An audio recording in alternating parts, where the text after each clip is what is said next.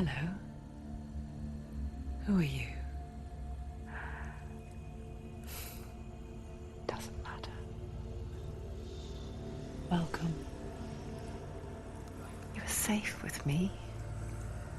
I'll be right here, nice and close so I can speak without alerting the others. Let me tell you about Senua. Her story has already come to an end, but now it begins anew. What's happening? It's breathing. Dead. It's breathing. It's breathing. He knows she's getting closer. He can feel her coming closer. She's getting closer. They're watching. They're watching. They're watching. This is a journey deep into darkness. There will be no more stories after this one. What is she doing? Why is she doing this? They're watching. They can feel her coming. She's doing this for him. She wants to rescue him. He's already dead. I can feel you coming. Quiet. Oh, how rude of me. I never told you of the others. You hear them too, right? They've been around ever since the tragedy. Well, that's not quite true. Some are old, some are new, but they've changed. I think the darkness changed them, just like it changed her. Can you see them? Over there. Why isn't she looking? Why aren't you looking? He's in Helheim. Look, up ahead. In Helheim. You see it too? You promised you gave you. Yes. It is real after all. She's finally arrived in the land of mist and fog. The place the Northmen call Hell. Turn back. Go back. Go back. It's not safe. Go back. It's not safe. It's there. They're here.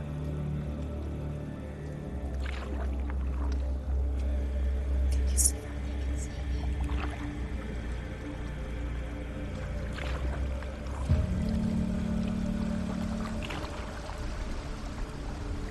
Look around and you will see them.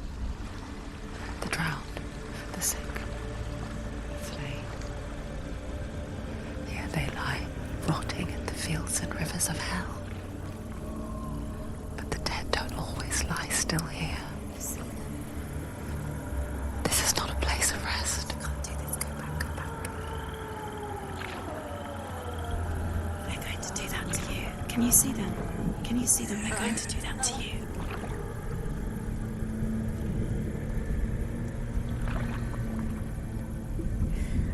They're watching. Stop. Can you feel them watching? They're watching her. They're watching her. You're so close to the darkness. Go back. Can you feel it?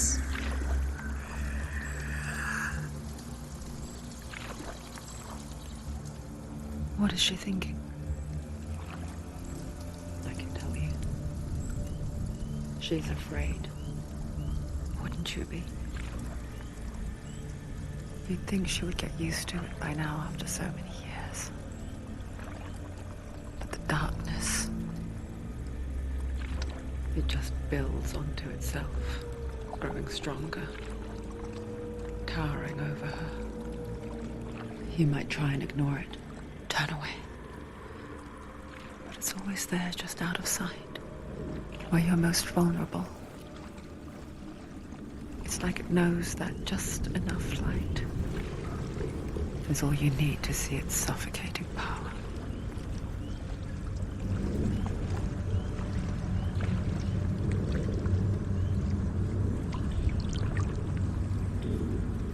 They can feel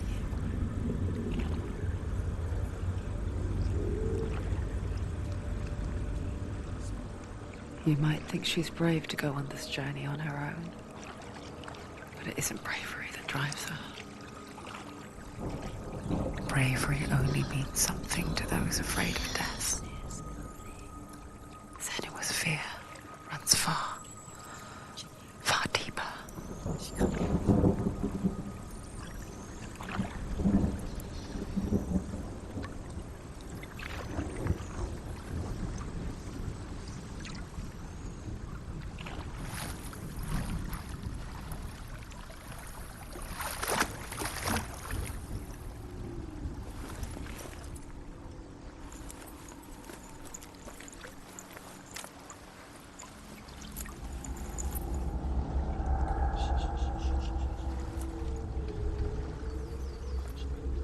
What is she looking at?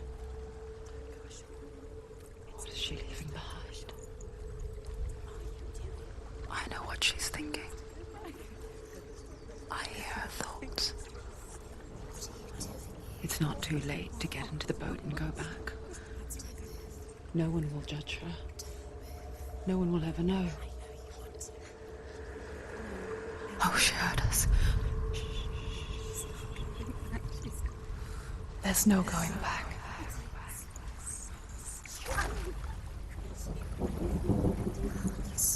You can't do it. Senua pushes away a world that conspired to cause so much suffering. There's nothing to go back to, and worse to look forward to. Why don't you join us? Maybe you too have a part to play in this story.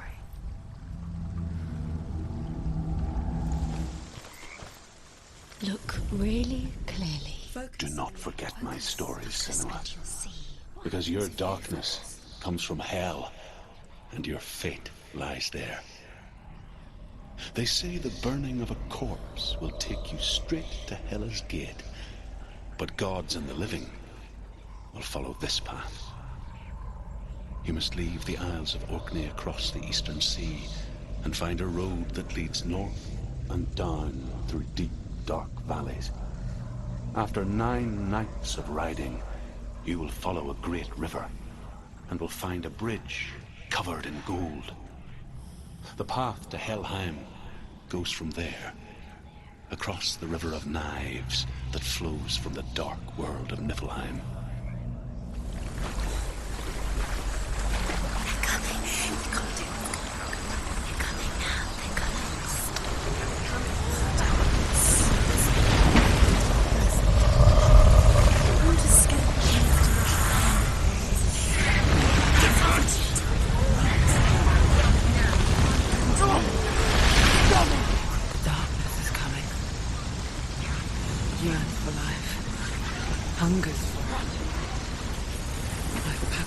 On a hunt. But she's not stopping. Not this time.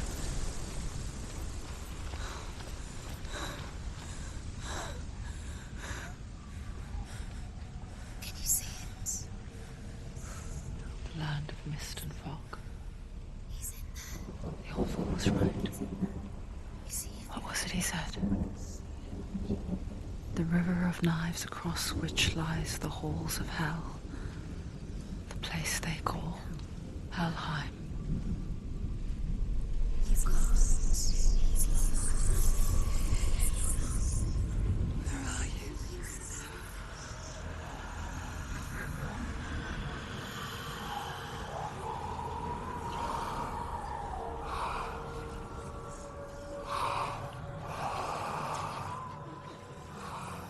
I hear you.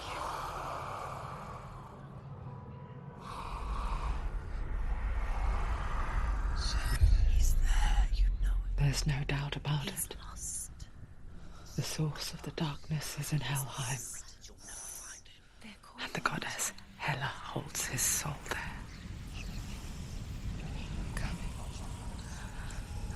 Her dear beloved, Dillian. The bridge to Helheim. I forget its name. She forgets too. But she does remember that only the dead may cross it. That part wasn't so easy to forget. The old fool said there was a hidden path up to it. Let's see, shall we? Northmen speak of 9 worlds. The world of men they call Midgard. Sky gods dwell in Asgard. The gods of earth, harvest, wind, and sea dwell in Vanaheim. The good elves dwell in Alfheim. The evil ones dwell in Svartalfheim. The mountain giants dwell in Jotunheim. The fire giants dwell in Muspelheim. Niflheim is the world of ice and darkness. Only the dead dwell in Helheim. And that is where you must travel.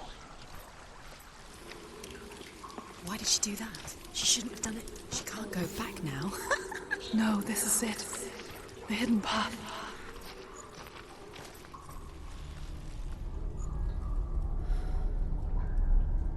It's not good. It's going to hurt you. It's dangerous. Don't kill me. I'm not one of them. Don't listen. I was just hiding. I find I live longer that way. Don't listen. I'll never let the bastards catch me again. Never! Wait. Who are you? It's just a memory. Druth? Is that you? For my tales of the Northmen, they call me Druth. A liar. He's lost. An old fool. Truth is my truth. Huh? It's good to see you again. You kept your vow. Guide you in this life and the next. I will tell you my stories of hell, if I may walk with you. Tell me your stories again, old friend. I'm listening. The runes seal the gates to hell. Focus your inner eye, and you too will see what's hidden in plain sight. You have to take a look. I can see one. Hold it in your mind's eye. Find one like it to open the gate. It's near. Look towards the gate, and the gate will open. The gate is open. Go through the gate. Go through it. It's dangerous. Follow it. What's behind it? It's working. It's unsafe. I spent 6 years enslaved in hell, but I watched the Northmen, learnt their ways. I know you did. You listened when everyone else laughed. My people paid a heavy price. Carry my stories with you, and together we will make the Northmen feel our fury.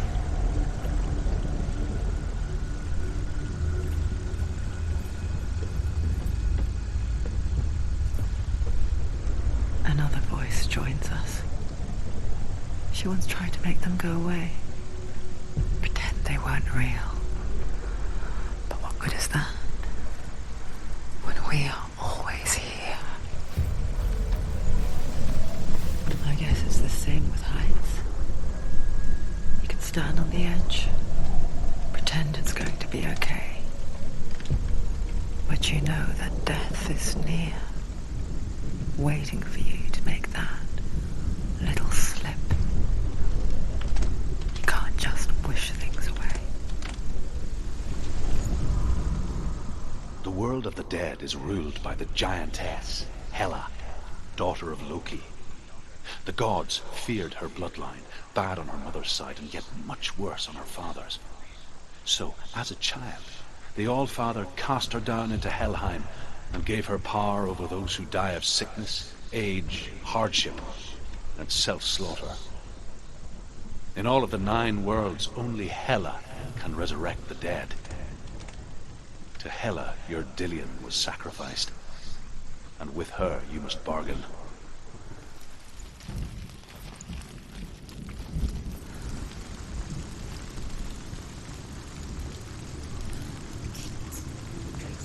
Stay back.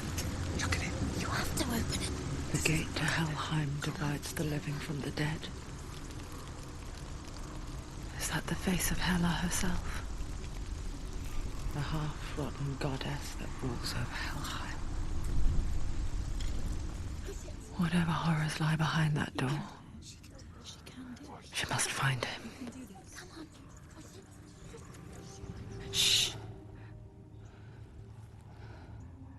Someone's here.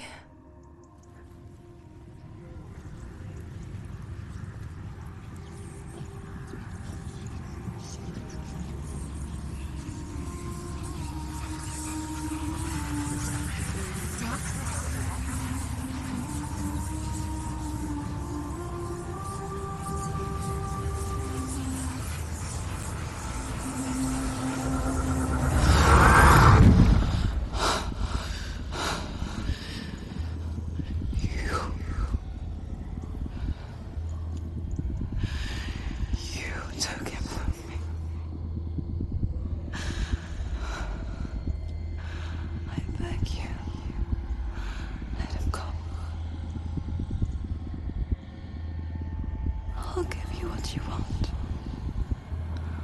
I won't resist anymore. Just give him back.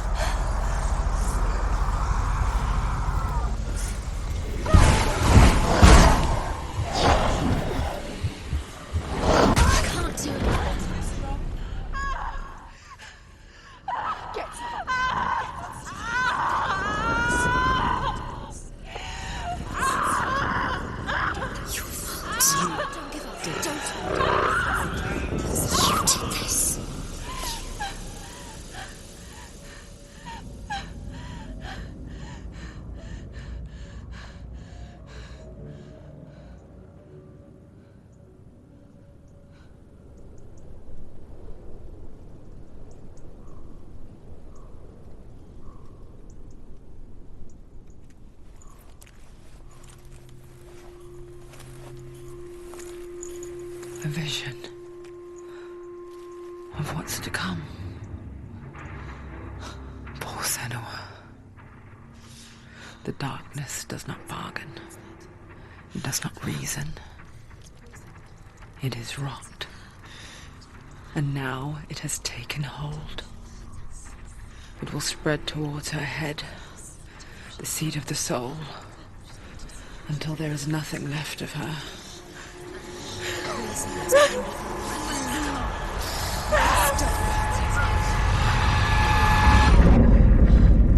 All of her suffering will have been for nothing. It's just a matter of time.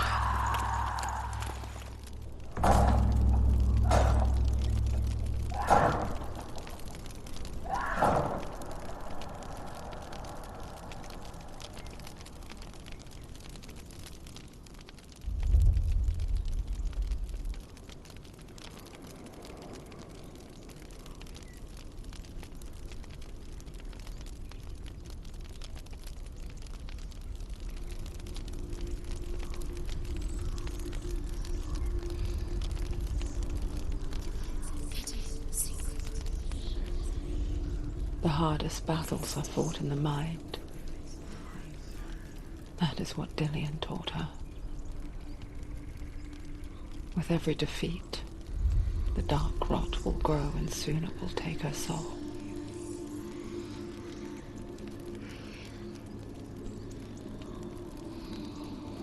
But for now, at least, she still has control of her mind.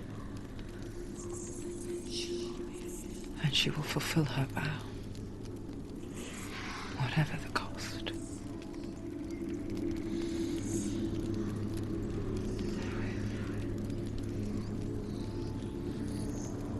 He's not real.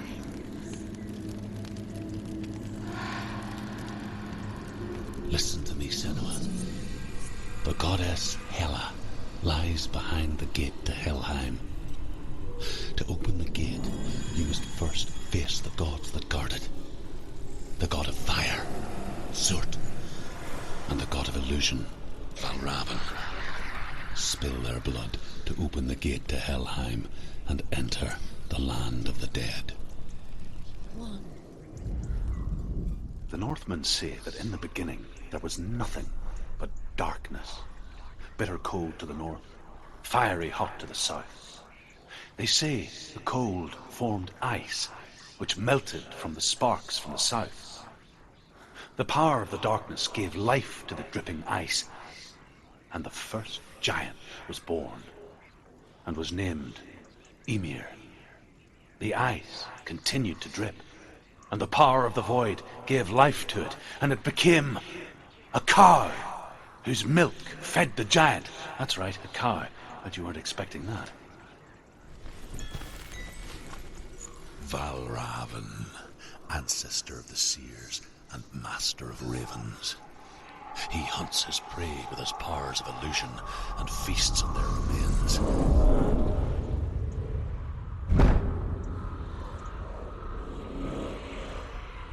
Follow the path to Valravn and defeat him in battle to earn his mark.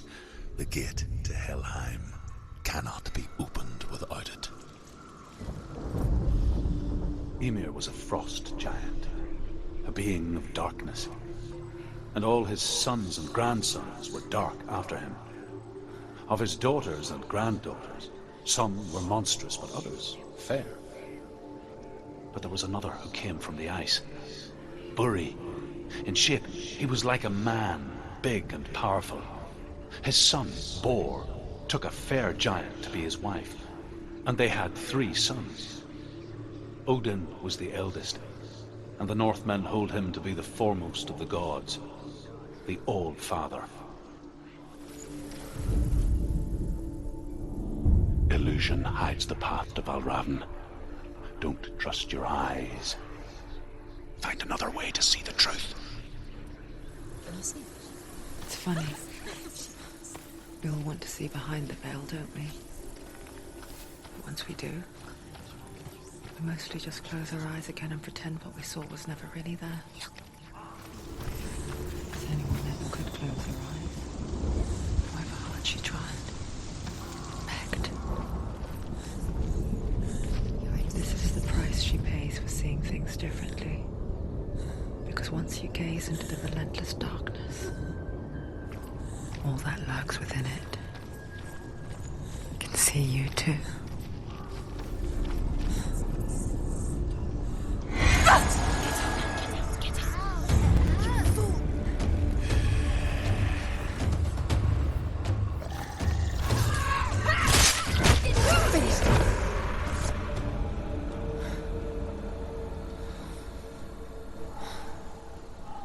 The Northmen will not stop her. She will find what she's looking for.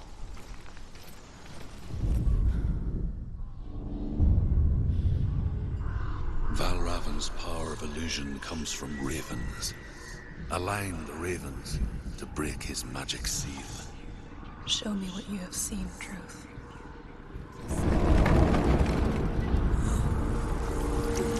Do you feel it too? It's like crossing into another world that looks the same but feels different. An imposter world where the forest itself is watching. They hear something. If you hear the soul of Valravn, follow it, and it will lead you to him. But be aware of his illusions. Talon speaking.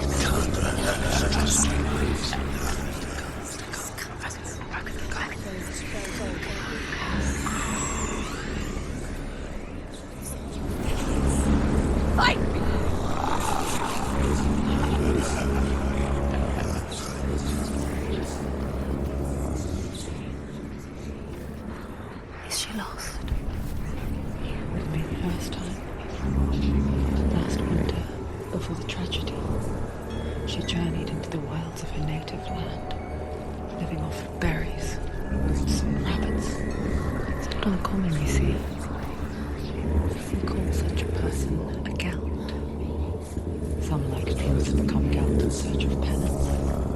Others, like Senua, to purge a curse. Those who make it back are forever changed. The Northmen say that Odin has 2 ravens. Their names are Thought and Memory, and each day he sends them out to fly all across the world. Upon their return, they perch on his shoulders and tell him everything they have seen and heard. In this way, he learns of things far and wide, and for this reason, he is called the Raven God.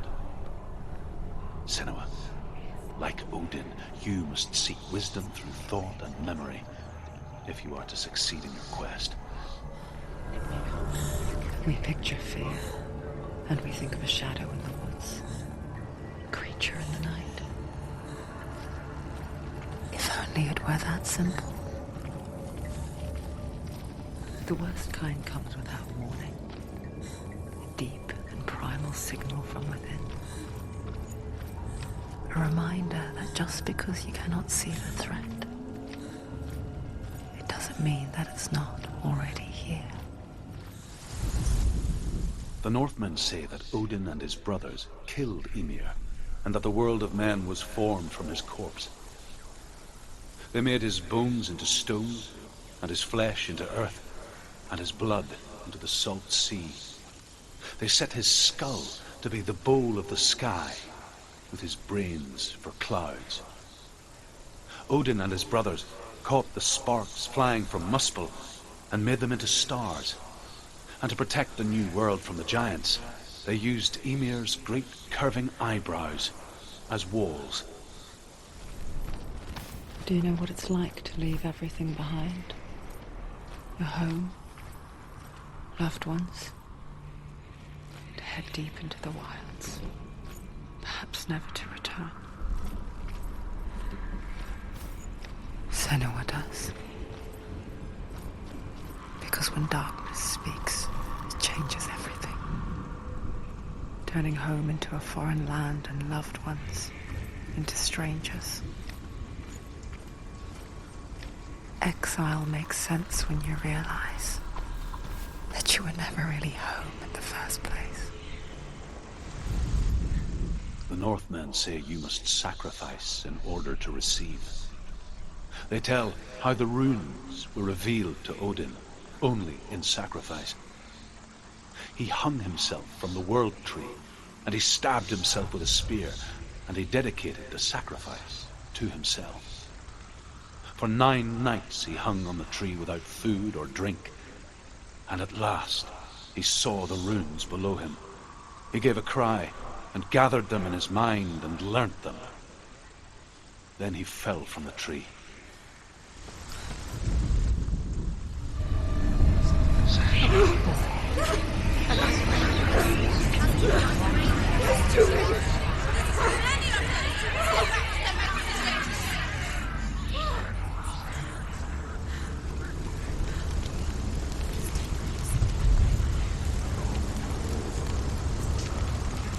The song.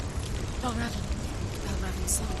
The Northmen say that Odin is always in search of knowledge and wisdom and magic. There was a very wise being named Mimir, who guarded the waters of wisdom which flow from the roots of the world tree. Odin wished to drink from this spring, but he had to pay a price. So he gouged out his own eye as offering to Mimir. He drank from the well and traded one way of seeing for another.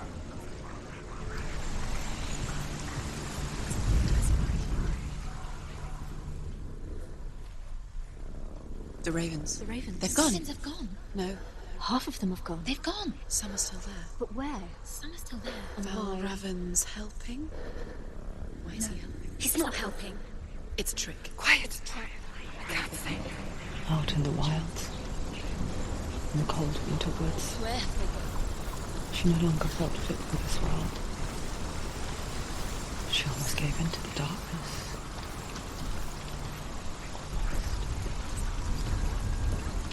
But she remembered Dillian's words. She remembered her promise. She resolved to fight on and kill that which had become a part of her. The ravens. They were what? No. There's still three. There's three. There's three. Where have they gone? Where have they gone? She did it. What does that mean? Looking back, I was so naive to think she could banish it on her own. The further she saw into the darkness, the more she struggled to see anything at all. And the glow, the smallest hints of shape, sound, or thought, grow in strength until they consumed her whole. Before she knew it, the darkness had her in its claws. Valravn. Broke. The gate is open. Open. He did it. He did it. There is no such thing as victory when it comes to the darkness. It's like it doesn't want to kill her. Yet, it will gnaw at her, biding its time. Only when she is at her weakest will it strike to kill. Will she find Dillian before her time comes?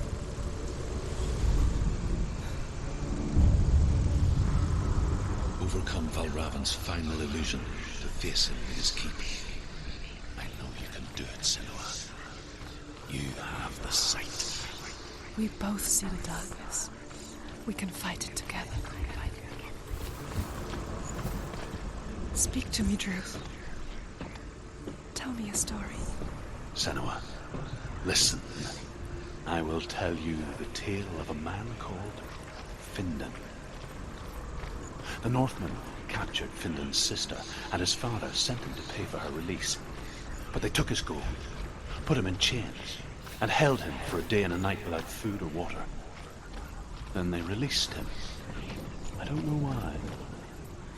Upon his return, his father's enemies in Erin set fire to his home. His father burnt to death, and his brother was killed. But he escaped with sorrow in his heart. His father's enemies offered redress for his loss and invited him to a feast. It was at a hall near the sea. But when he went there, they betrayed him to the Northmen, who enslaved him and took him to hell. 6 years later, his slave masters landed on the shores of Orkney, burning all before them. And into that fire, Findan made his escape. What was Findan burnt away that day. But from the flames, a new man stepped forward, and Druth was born. Druth. The man that I am now. And though Findan never set eyes on his dear sister again, I, Druth, have found you, Senua. I wish you could have seen my home before these dark times.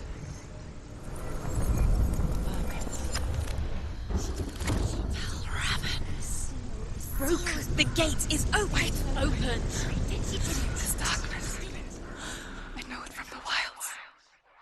It's coming back for me.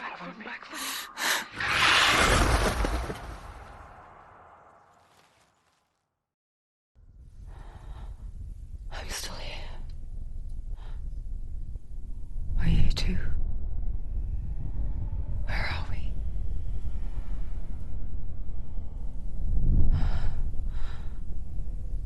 I remember.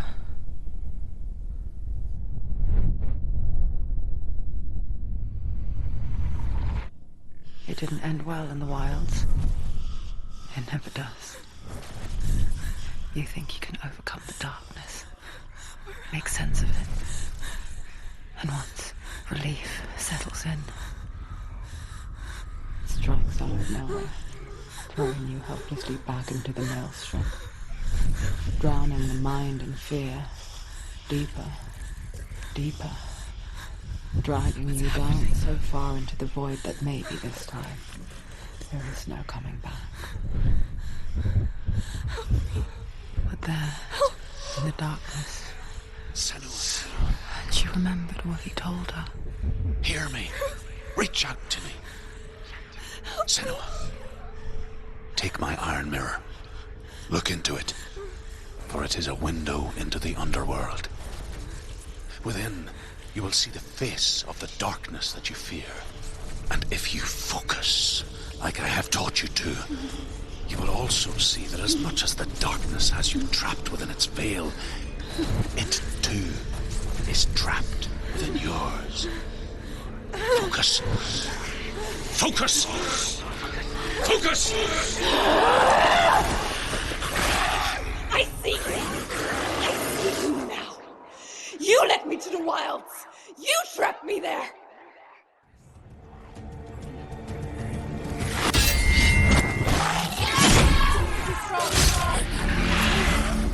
I never beat you in the wilds, did I? It was an illusion. But not this time!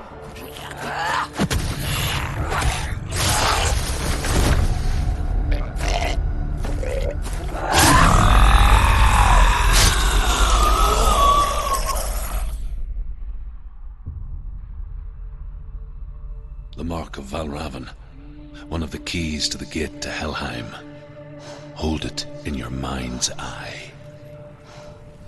With every battle, the darkness grows stronger. Every victory bringing her closer to defeat. Unfair, isn't it? In those dark winter nights in the wilds, there were times when she considered letting go. If it weren't for Druth, a chance encounter in the wilds, she would not have heard his stories of the Northmen. And she would not have this chance to find Dillion's soul. I'm coming. I still hear you.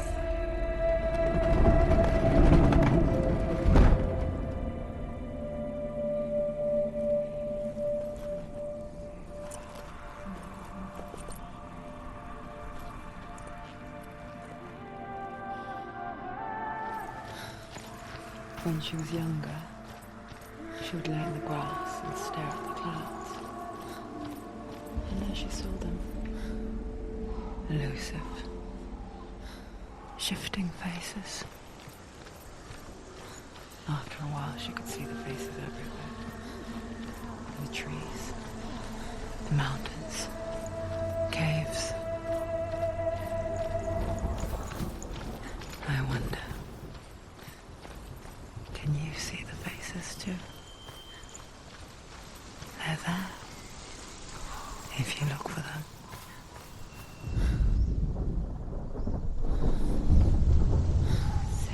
Mother. Senua, you have the sight. Just like I do.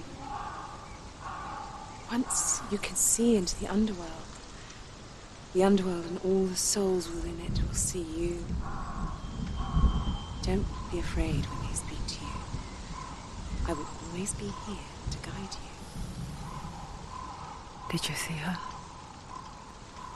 That was her mother, Galina. She was a priestess, a healer. She taught Senua to see the weave that binds the world together. And it was beautiful. It was a time before the darkness. But when it did come, it first came for her mother. Senua still sees her face from time to time, hidden in the world. Like she's still watching over her. She misses her so much. She hasn't challenged Surt. Surt.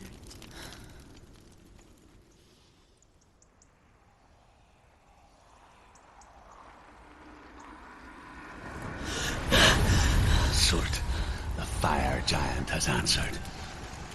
He comes from a land older than mankind, and the Northmen call upon his flaming sword to raise their enemies to the ground. Find him, Senua, and spill his blood. She found the wretched old fool on her way back from the wilds. An outcast, who was badly burnt all over. She took pity on him, for he was not long for this world. Like her, who spoke of his own darkness. The Northmen. The Northmen say that what we see as a rainbow is the bridge that goes from the world of men to the world of the gods. For now, they say the frost giants and the mountain giants cannot cross it. But they say that when Ragnarok comes, not a thing in this world will be safe. The Rainbow Bridge will break under the onslaught of the fire giants riding on flaming steeds. Senua, I have seen the fire of Surt spread far and wide, and to our lands. Ragnarok is coming.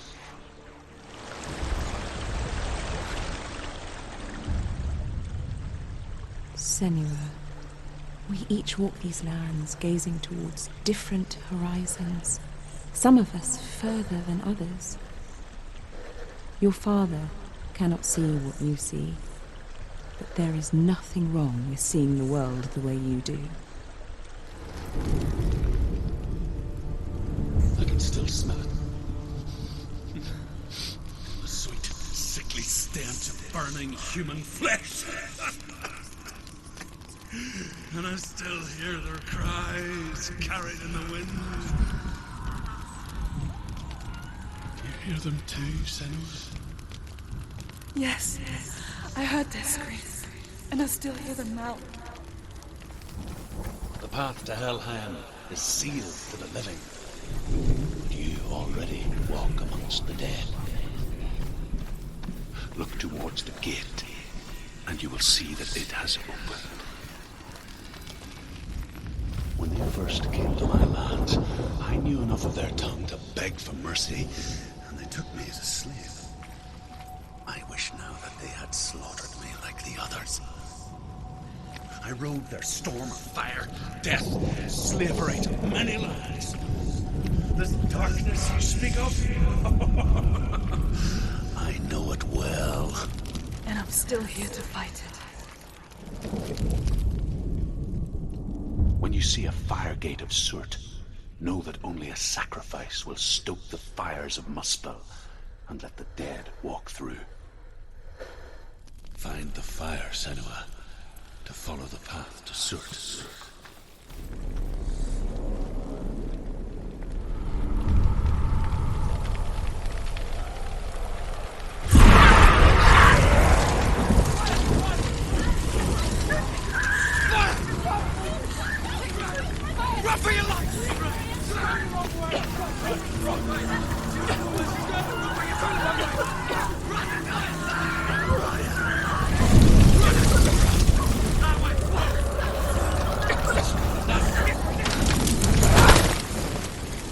Hell will not give you the answers you want.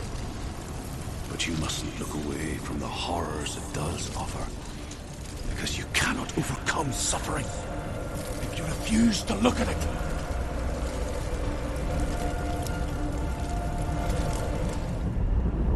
The Northmen tell this story. Before the Earth was created, there was a world called Muspel. Because it was in the south, it was bright and hot, flaming, burning. Sparks that flew out from Muspel became the stars. Other sparks melted ice in the frozen world of Niflheim, creating the body of the first giant, Ymir. Muspel is one of the 9 worlds, and is now the land of the fire giants. And people from elsewhere cannot endure a journey there. The Northmen made fire sacrifices, burning slaves like me to reveal the path to Surt. I searched for meaning in their suffering, in their eyes, but they just screamed like helpless pigs. The Northmen say that the defender of Muspel is called Surt, the foremost of the fire giants. His name means the Black One, because he is like something burnt. The Northmen believe that he sits at the border of Muspel with his flaming sword, and at the end of the world he will leave his post. He will travel to Asgard and Midgard, waging war against all the gods. He will be victorious, and then burn the whole world with fire.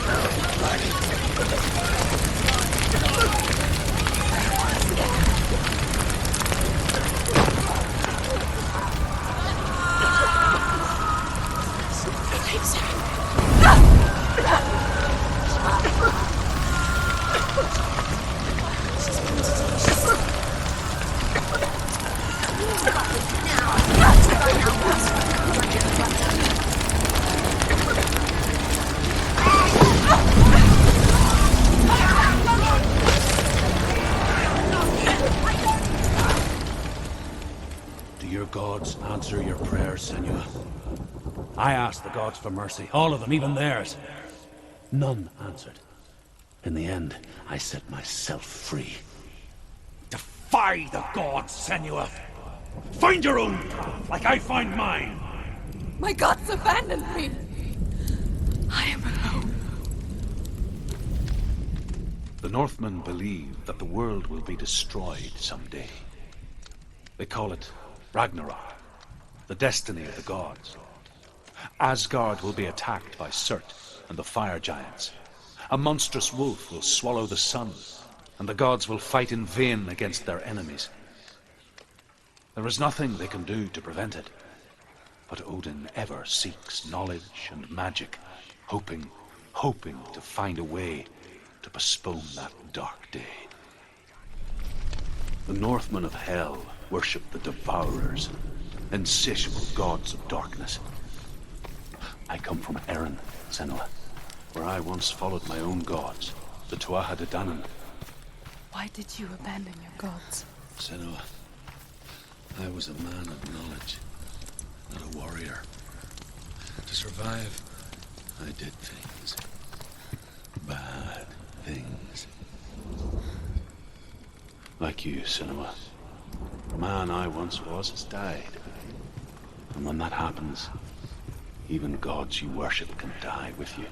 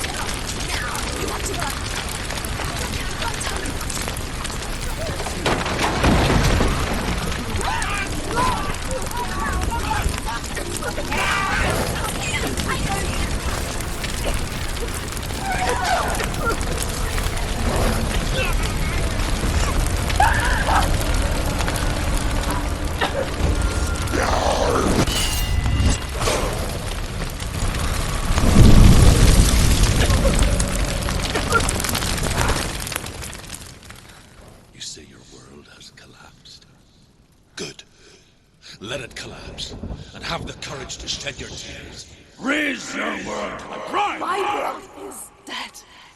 Only then, as with a newborn, Will you see the world anew? No. I see nothing now.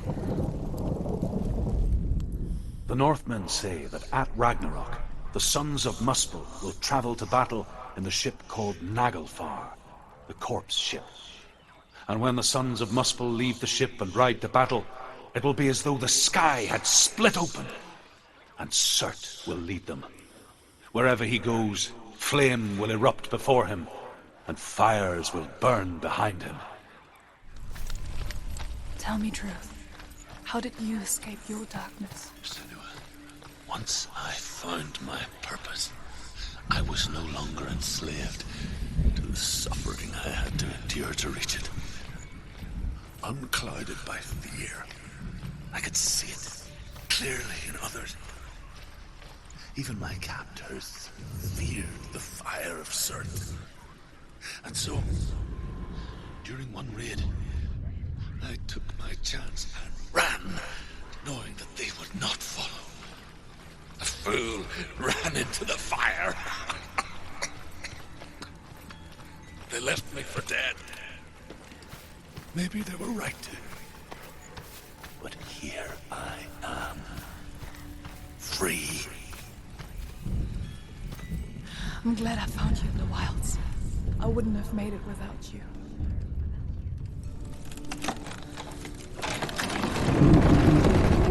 Senua, if I can survive the fire of Surt and escape my darkness, then so can you.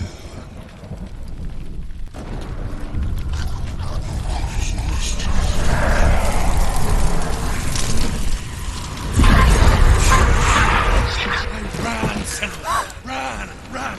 Through the fire! Keep running! Go on! Nothing will stop! Run, Senua! Run!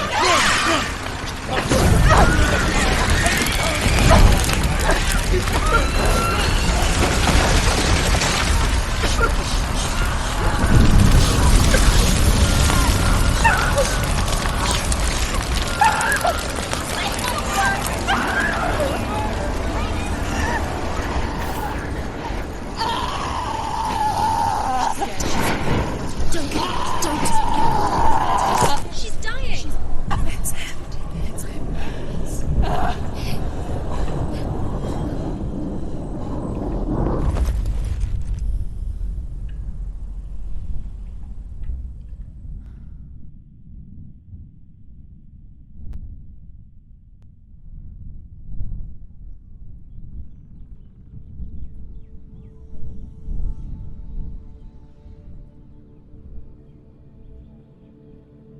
I'm sorry.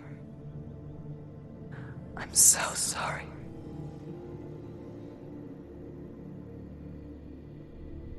This darkness takes everything. Everyone. Senua, are you sure you want to do this? We can fight this together, side by side. We always do. This is my battle. I have to face it alone, away from here. Where will you go? I don't know. For how long? I don't know.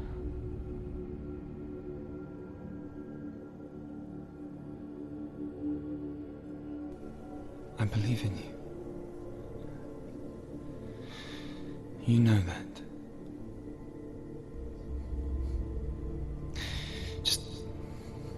Just promise me that you will come back to me. I want you to say it. I want you to say it.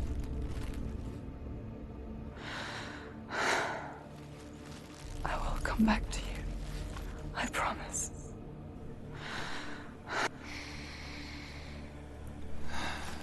Come on.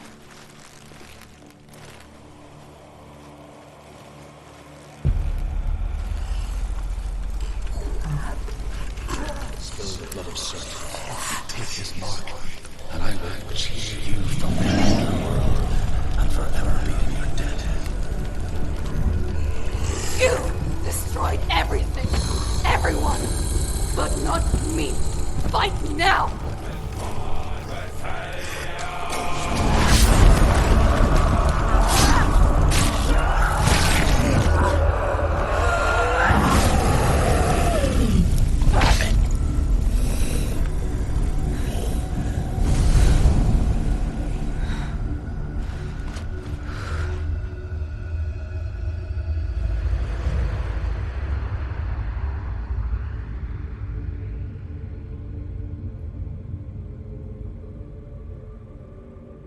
every battle won, a greater battle takes its place. But so it goes. Until we fall.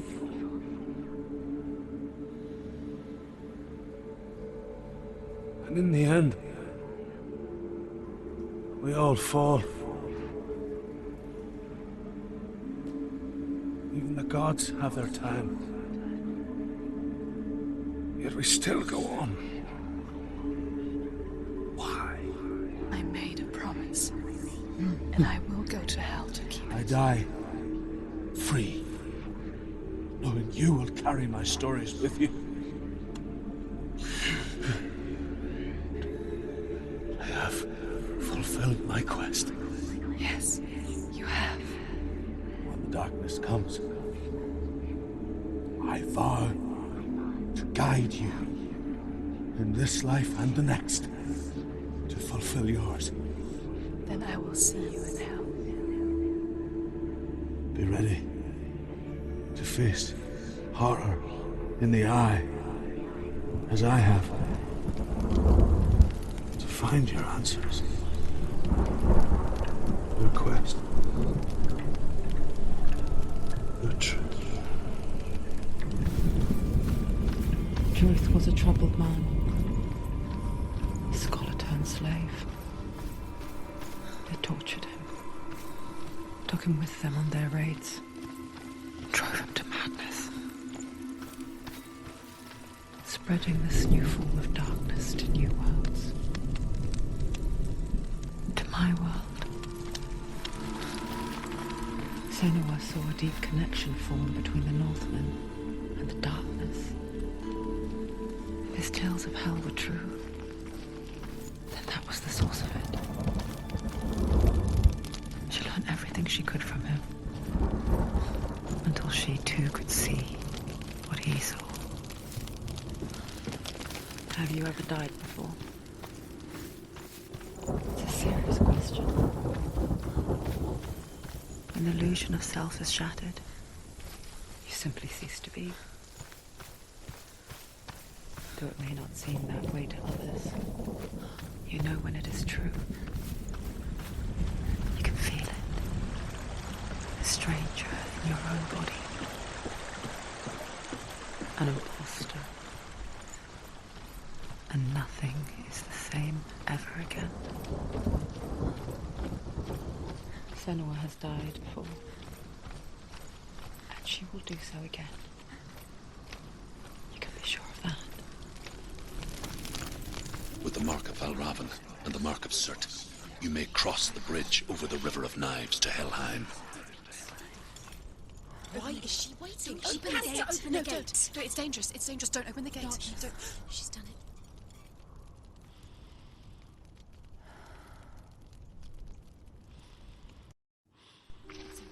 It's so dark. It's dark. The darkness. Only the dead may cross. Only the dead may cross Only into the hell. dead may cross.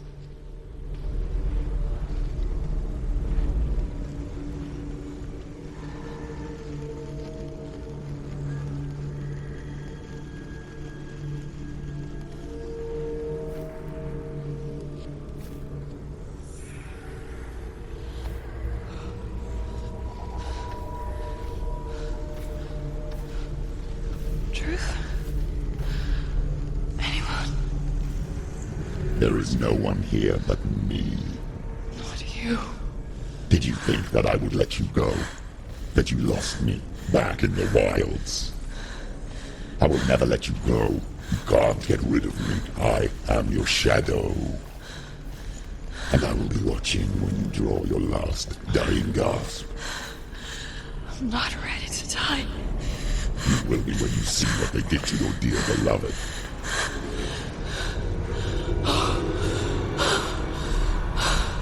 Damn it!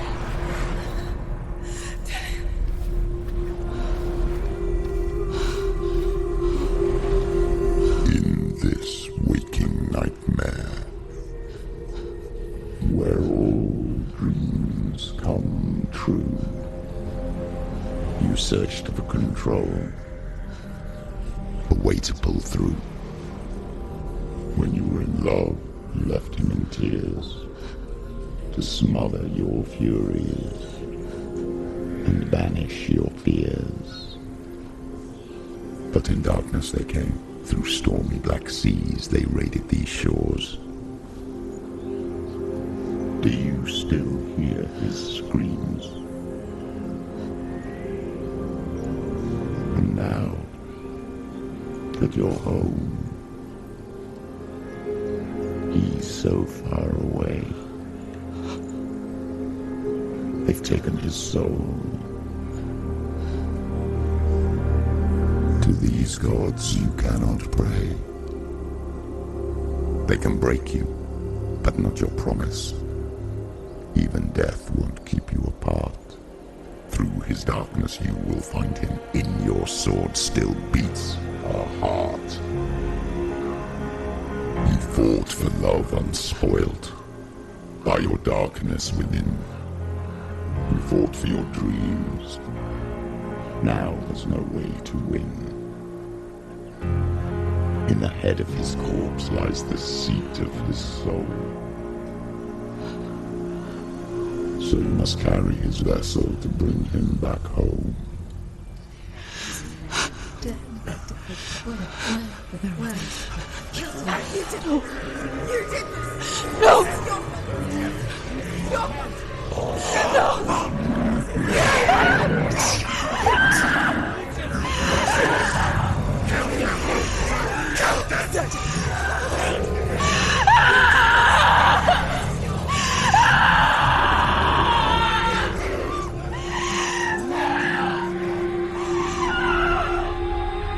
They can break you, but not your promise.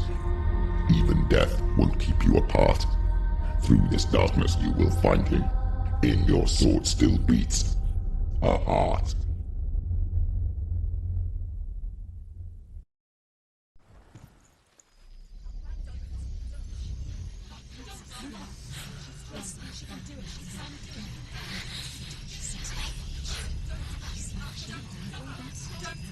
The darkness touched you. Everyone could see it in the hollows of your eyes. A gaze averted from life. You ran from it but brought it nearer. Led it to him. An endless suffering, worse than death. And you wanted to surrender, abandon and to find peace with the gods. No. The darkness won't allow it. So you will walk into the lair of the beast. Look it in the eye, and you will go to war. This is your mission. This is your quest. There is nothing else left.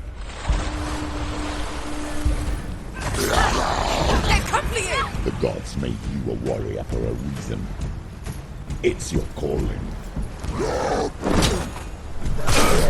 Why suffer the past when there is a new world? The only one that makes any sense. Every gate you open into darkness brings another change.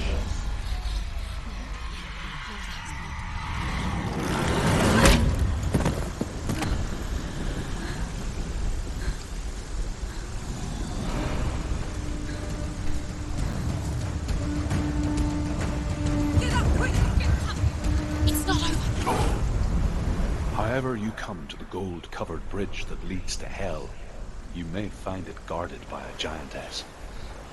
She will ask your name. She will ask your lineage. She will ask your business. The Northmen tell of the warrior woman Brynhild, who leapt into fire and rode to Hell to join her slain love Sigurd, and is challenged by the giantess. The journey to Helheim is never a straight one. Each must find their own path. Align yourself to its secrets, and you will find yours. Hela possesses large dwelling places in Helheim. Tall are her walls, high are her gates. The name of her dish is hunger. Her knife is famine. On her threshold all will stumble. Her bed is called sick bed, and her bed hangings are called flames of a funeral pyre.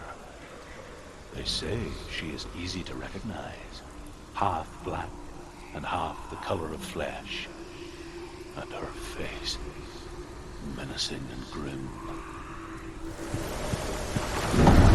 The gate is opening.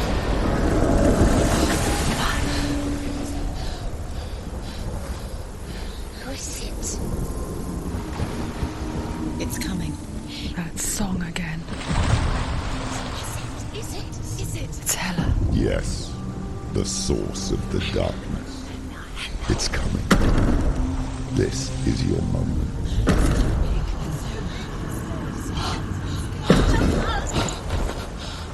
I'm sorry. I can't watch this. What are you doing? You're showing weakness. You're not a warrior. You're a disgrace. The gods will punish you for this. Pick up the sword. Pick it up. Fight the darkness. Fight it. Get up. Get up. Get up and fight.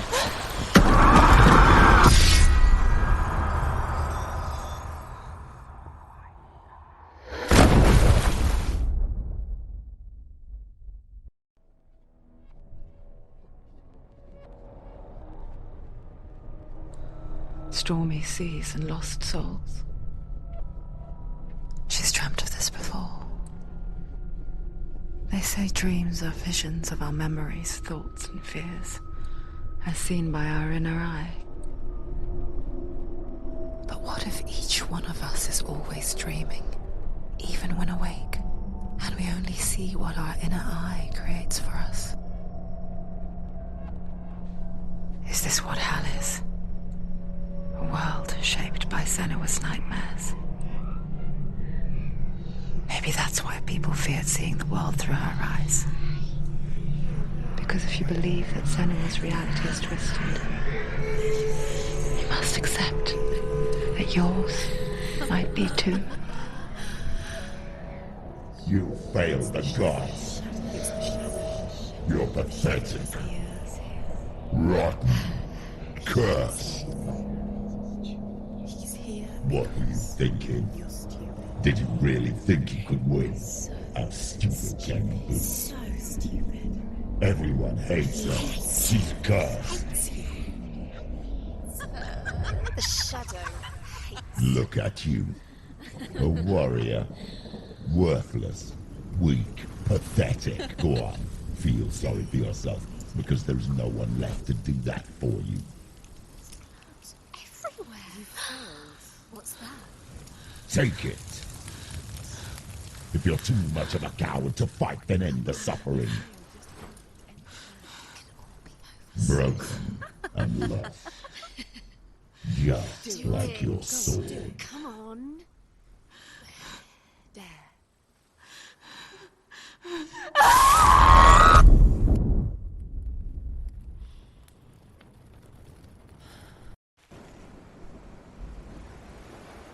Why go on?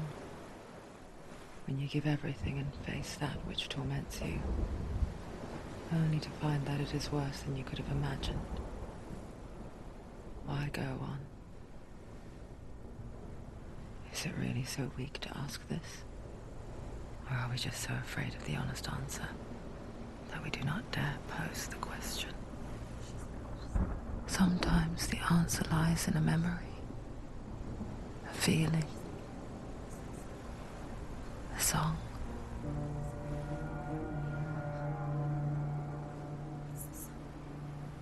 It's not real. It's trick. It's not real. It's real. Listen to it. Don't give up. Dillian. It's Not like this. It's not real. It is real. It's a trick. Don't trust it. Maybe you're already dead. Who are you? Do you still believe in yourself? No, it's a trick.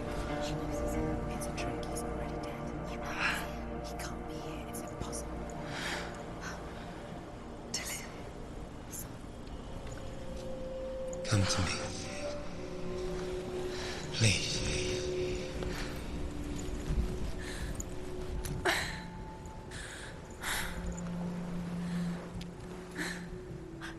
light. Go towards the light. It's him. There he is. It can't be him. It's just a trick. It's in your mind. No, he's here. It's in your It's mind. him. It's real. What's happening? Go towards it. Before she first met him, she was not in a good place. Just a teenager, but not like the others. Barely functioning, she rarely left the house. Her father's in-bell made sure of that. Only occasionally did she venture out on her own, collecting firewood and herbs. Errands out on the Orkney plains. That was her world. Like this one. Barren and lonely. There he was. The lone figure of a boy. Swordplay under the shade of a tree. She remembers the first time she saw him.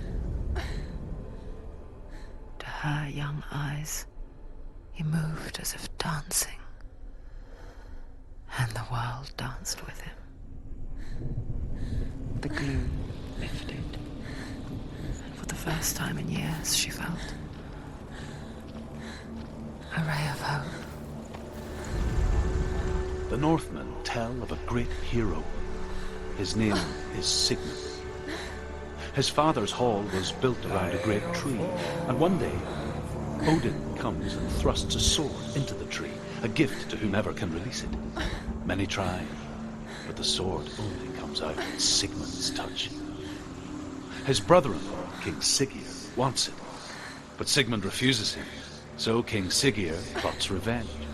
He invites Sigmund and his brothers to a feast, but when they arrive, they are met with an army, not a warm welcome. King Siggeir captures Sigmund and his brothers, steals his coveted sword, and readies them for execution.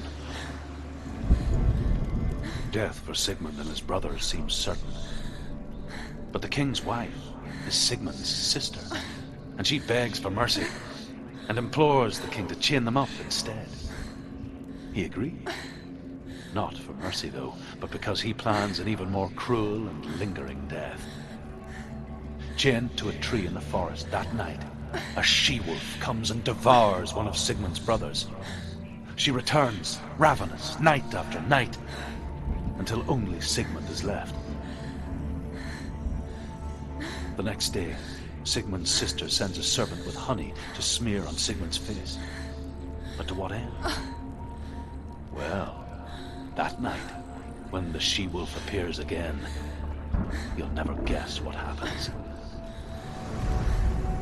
As the she-wolf licks the sweet honey from Sigmund's face, he bites the wolf's tongue. The she-wolf pulls away, but Sigmund holds on.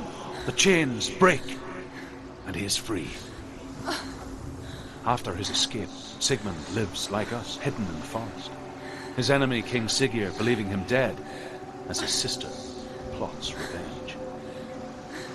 And for vengeance to succeed, even the great Sigmund needs help. So she sends her sons to him. But their blood is weak and corrupted, and they're put to death by Sigmund. So his sister hatches a new plan, one that is cold of heart and pure of blood. Day after day, watching from afar, she mimicked him, perfecting her own secret dance, wishing those fleeting moments of light would stretch out to last forever. Sigmund's sister trades shapes with a sorceress, and in disguise, she lies with her own brother. She gives birth to a son named Sinfjotli. After a time, she sends him to the forest to Sigmund. He tests the boy and finds him strong and fearless, and so they go to take their vengeance on King Siggeir. Luck is not on their side. They're captured, and Siggeir has them buried alive. You want to believe it's real when it's a trick. You're deluded. Where are you going? Where is she going? What is she following? You can't even fight. It's just deception. How does he so effortlessly court the world and bliss? If only she could do the same. See the world through eyes anew and dance with it, just like he does.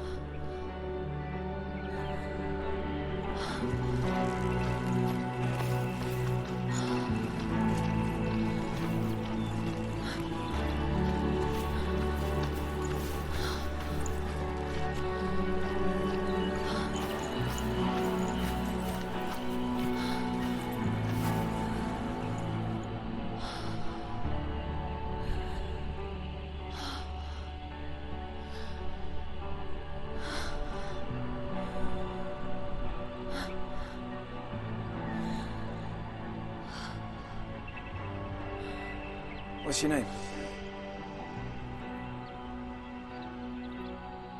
Senua. I haven't seen you before. I don't leave home much.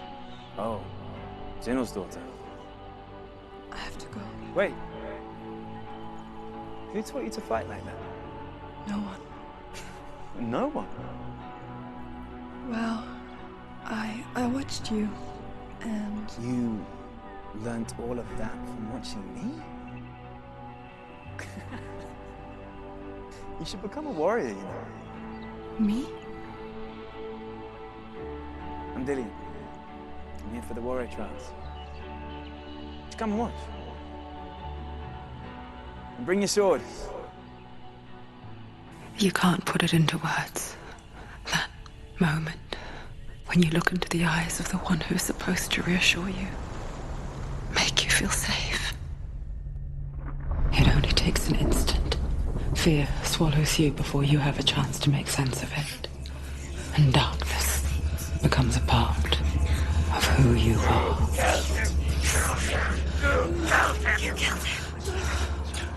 But her world changed the day the Northmen took him from her. Senua knows that there's no going back to how things were. That there's nothing to go back to at all. Stay still, stay quiet, hide, don't tell her. Their gods can see into your mind. They will use this power to destroy you. They won't stop me. I can still feel it. Whatever's left of him, they will never let him go. I'm not gonna let him rot here. You're the one rotting here. Leave me alone. You will die here. No. And all your suffering will have been for nothing. Shut up!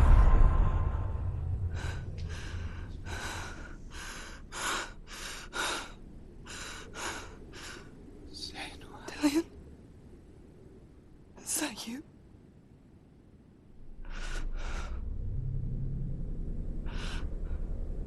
I'll find you, my love. I promise.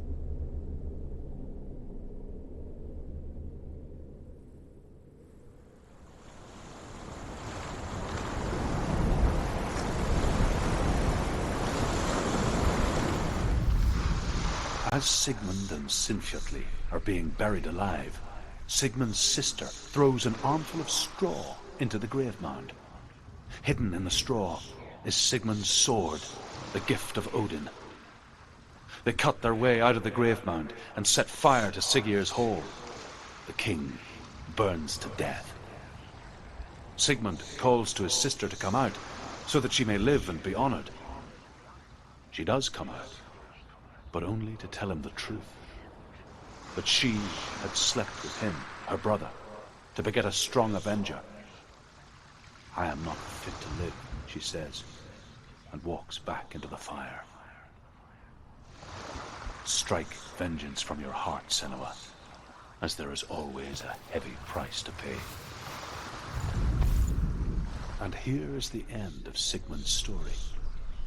He was a fierce and great warrior who fought many battles. But one day, an old man came onto the battlefield.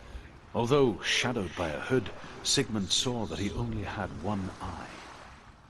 The man raised his spear and Sigmund struck at it with his sword, but the sword shattered into pieces. Sigmund then knew that this was Odin, and thus that victory could not be his. He bowed his head and accepted his end. Dying, he tells his wife that she is with child, and that her son will one day make a great weapon out of the fragments of his sword. The sword named Gram.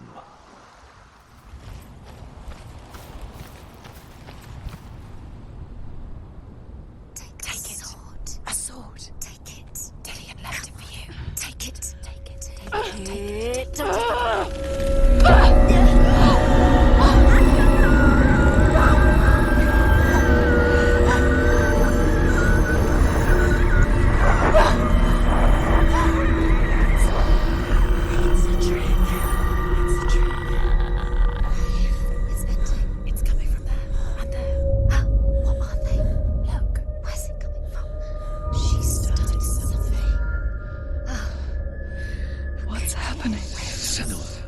Imagine a sword that can slay gods.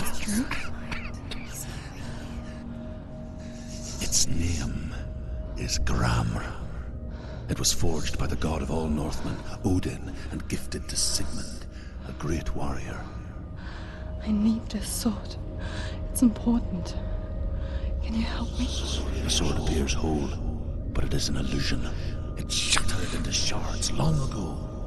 It is said a great warrior can reforge Gram by answering the trials of Odin, one for each shard. The roots of the Tree of Death will take you to new lands where you will face the trials. Go to the shards. Go look. Get closer. What can you see? Go to it. It's not safe. Don't go near it. A king in the north forced the dwarves to make a sword that would never fail and never rust, and that would slice through iron and stone and bring victory to its bearer. But the angry dwarves cursed it. It would be the death of a man every time it was drawn, and it would be the death of the king. Let me tell you about the sword Tyrving.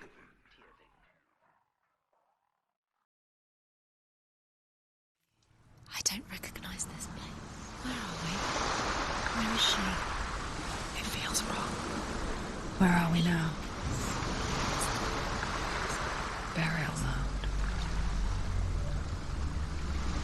So strange that we go to such lengths to bury death. Something so very ordinary, inevitable. It's as if we conspire to hide death, because we have no answer for it. But when it comes, it forces itself onto our friends or loved ones. Then comes the reckoning. Senua, you remind me of a story that the Northmen tell about a young woman warrior. Her name is Hervor, the daughter of a berserker born after he was killed. She's a wild, willful child who teaches herself to fight with weapons. When she learns where her father is buried, her only desire is to reclaim the treasure buried with him, but above all, the sword, Tyrving. Don't go in there. Go in. You have to go in. Take the torch. It's too dark. Take it. This will help you. Careful. You have to be able to see.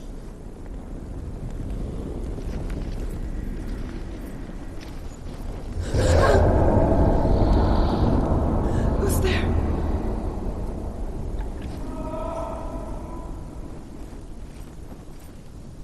Dillian, I'm here. I'm here for the trials. Like when we first met, remember?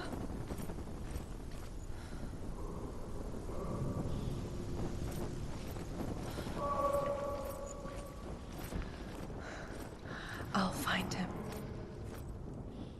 Lost him. Where are you? Hervor ignores her father's warnings. The grave mound opens, and it seems to be full of fire. Again, Hervor demands her inheritance, but her father warns her that the sword is cursed and would be the bane of her family. But he relents and brings her the sword. She leaves the island with it, but the curse holds true, and death would follow in the years to come. And so, Senua, the misdeeds of a father have cursed his daughter. I can hear him.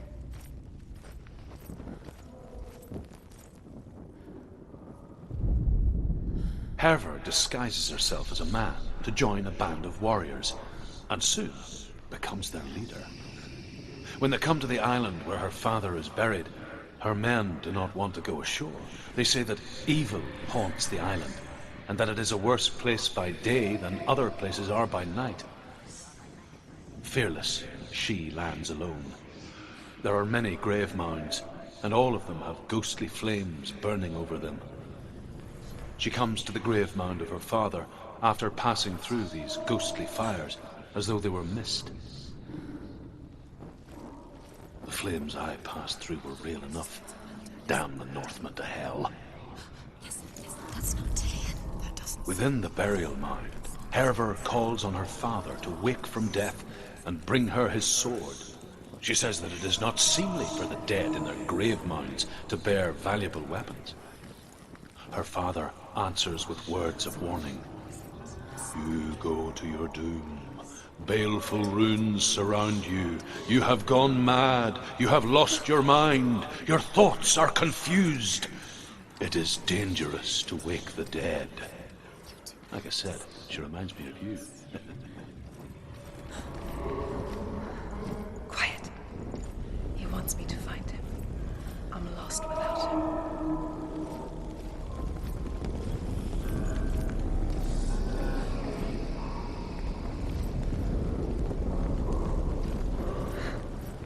That voice. It's not Dillion.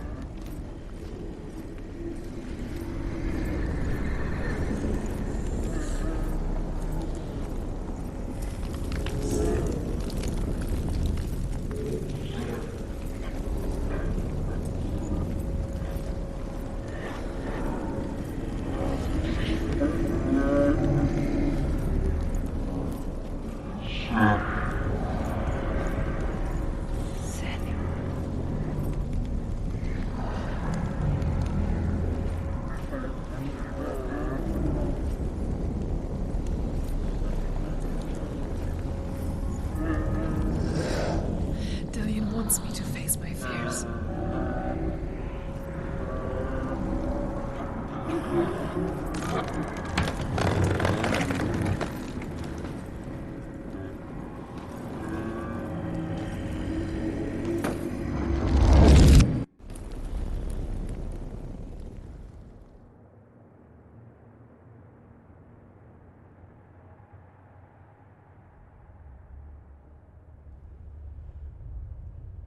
Father?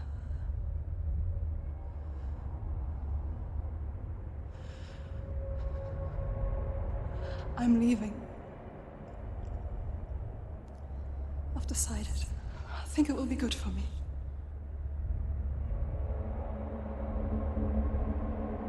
It's the darkness. It's speaking through No, you. Dad, it's me. I think I can beat it. In my own way.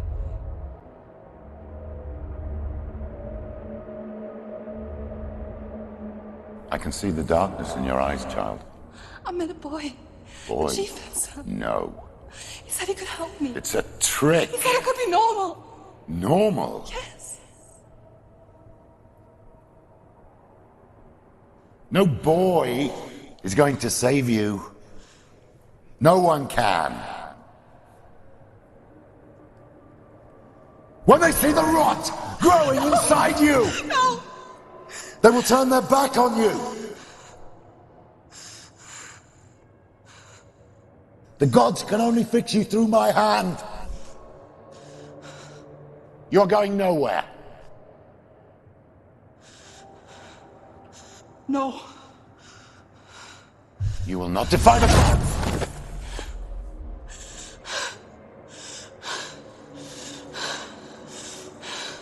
Come, child, take my hand. Come. Senua.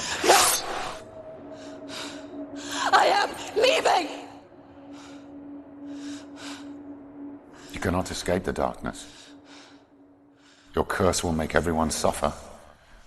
You will have blood on your hands!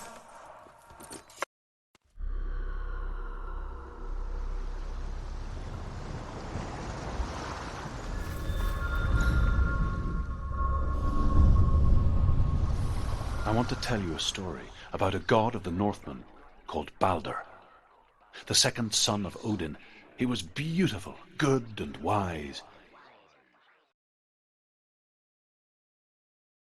He was fair of feature, he spoke fair words, he gave fair judgments. Light shone from him. Only good things were told of him. Yet he was the first of the gods to die.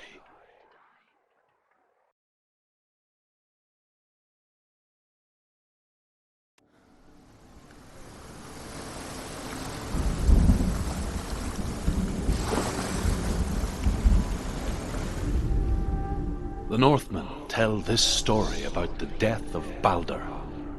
It begins with dark dreams. Night after night, Balder dreams of his own death, and the gods fear for his life. So Balder's mother makes everything in the world: fire, water, iron, stone, earth, wood, beasts, birds, serpents, poison, sickness, swear an oath not to harm her son. One by one, they each make their vow. Neither weapons nor wood will injure him, Balder's mother boasts. Only Loki, father of Hela, the mistress of death, is not amused. The dark one. The world once seemed so simple. Black and white. Darkness and light. Narrow dividing lines of our own making. Dillian taught her to see further. To peek through the cracks and see the worlds of color stretching away from the gloom. And Senua explored new paths into the unknown. The gods feast and rejoice and amuse themselves by throwing spears and stones at Balder, striking at him with sword and axe. But he comes to no harm, whatever they do. The gods never cease to wonder at this great marvel. But Loki shapes himself into a woman and asks Balder's mother, "Is it really true that all things promise to keep him safe?" "I did not ask the mistletoe," Balder's mother confesses. "I thought it was too young." Oh dear. Loki makes a dart out of mistletoe and goes to the gods as they throw things at Balder. The blind god, Huth, was there. Loki asks him why he wasn't taking part. Huth says, "I cannot see where Balder stands, and even if I could see him, I have no weapon." Loki replies, "Here is a wand. I will tell you where he stands." And Huth throws the mistletoe at Balder. It pierces through him, and to everyone's horror, Balder is killed. And for this, Huth is slain. Years had passed since she left her father. She trained hard alongside her friend, Dillian. She saw things no one else could. Patterns, shapes, movement. An intuition that made her an exceptional warrior. Friendship turned to love. But the shadow of darkness never let her go, and she was caught between two worlds. That of Zinbel and her past, and Dillian, her future. Two realities tearing at her soul. The Northmen tell how the gods mourned Balder. His body was to be burnt on his ship, but they could not manage to push it into the sea, and sent for a giantess to do it. She comes riding a wolf and has vipers for her reins. She pushes Balder's ship into the sea with such force that the ground shakes and the rollers burst into flames. When Baldur's wife sees his body carried onto the ship, her heart bursts with grief, and she dies. She's put next to her husband, and the pyre is lit, sending the dead to hell. But even so, the gods cannot accept his death. Overcome with grief, the gods send Hermod to ride to hell and ask Hela to let Baldur return home. All the gods are weeping, he says. Are they? Asks Hela.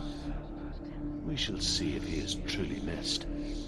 If everything in the world will weep for him, he shall go back to the gods. But if even one thing refuses, Baldur stays with me. The gods send messengers everywhere. Weep for Baldur, weep him out of hell. And everything wept.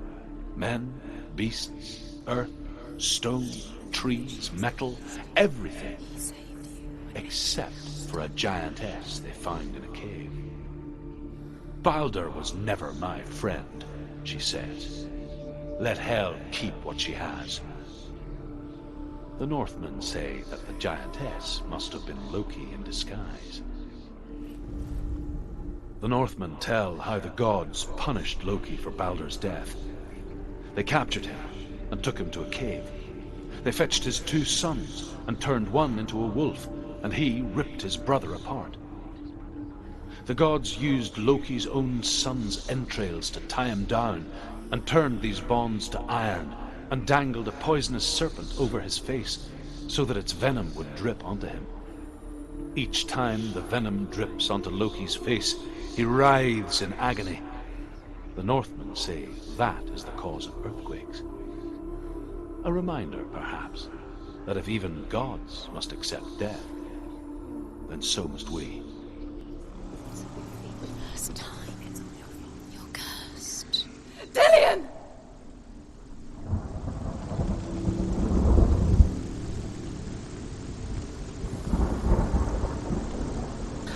There he is.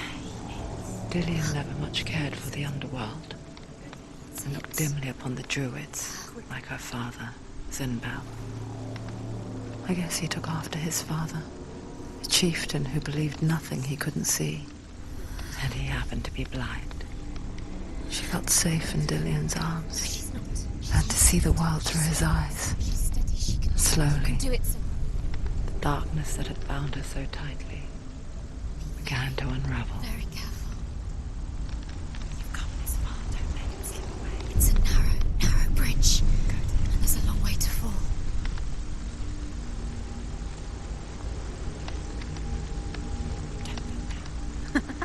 Be quick. Be quick. Careful. No! Your fault. He's disappeared. You've lost him to the sea. He's gone. You've lost him. He's gone to the water. He's drowned.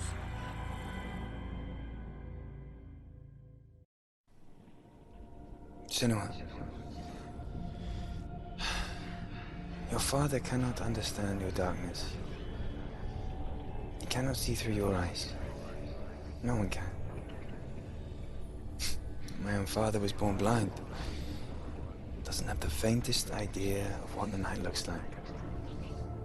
The word dark to him means as little as the word light. So someone is afraid of the dark. So we fix them by taking away their sight.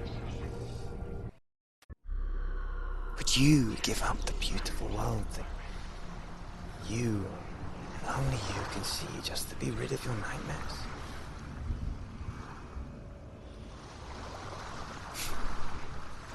Or is this the price you pay for the gift you have? A gift that makes you so special in my eyes. Just another part of the person I love.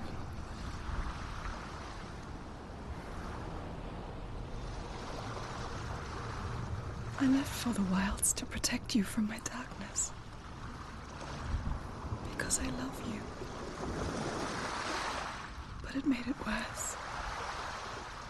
I'm so sorry.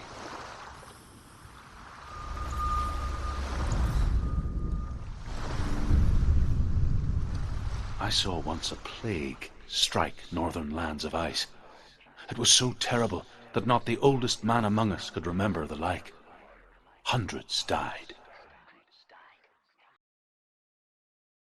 The sickness took nearly every person younger than 40 and many older, and where dying mothers gave birth, the marks of the plague were on the babes as they came out of the womb.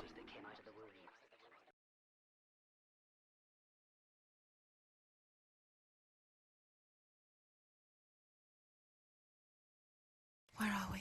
I don't like it. This place feels... What is this place? This place feels... It's... creepy. Where's it gone? Keep going. It's just a trial.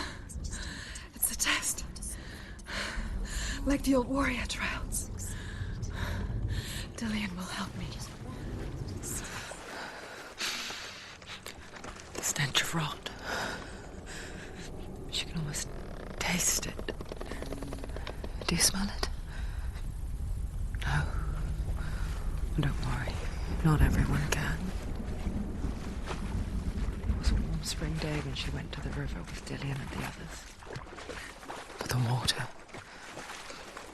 She could taste the rot. But no one else could. She knew something was wrong. Something sinister. She begged them to leave, but they just laughed at her. But soon enough, as the bodies piled up, no one was laughing. And they knew that she was not like that.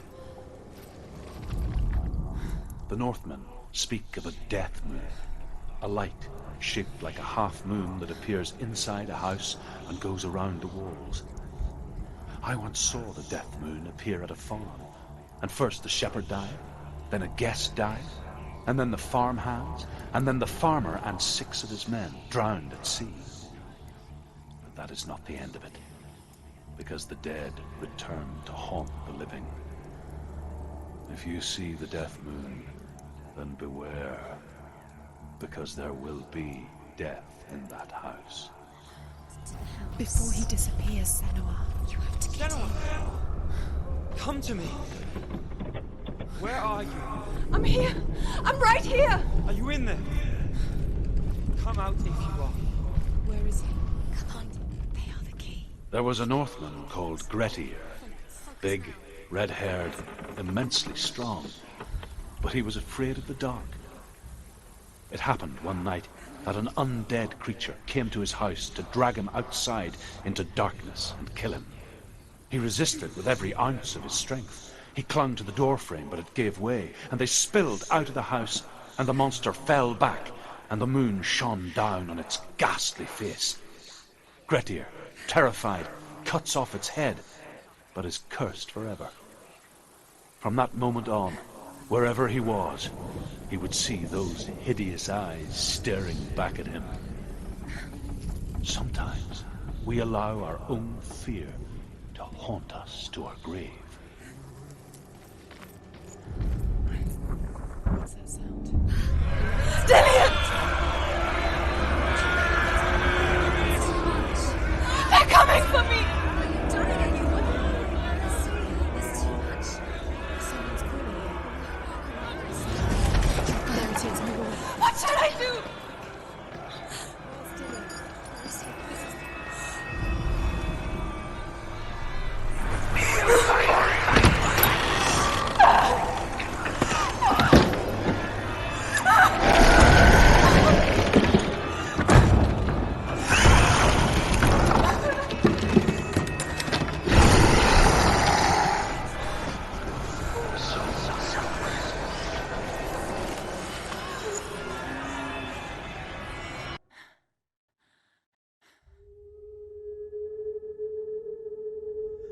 Senua!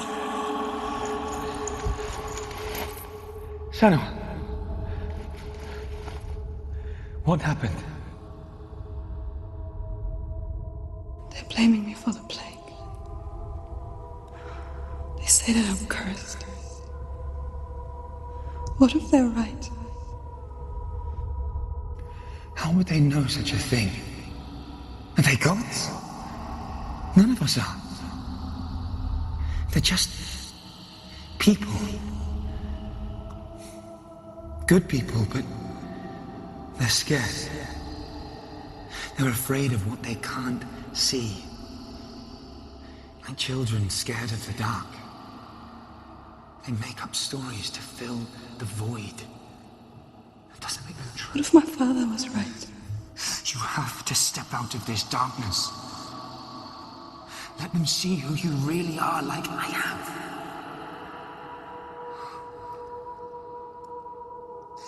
You're not a monster.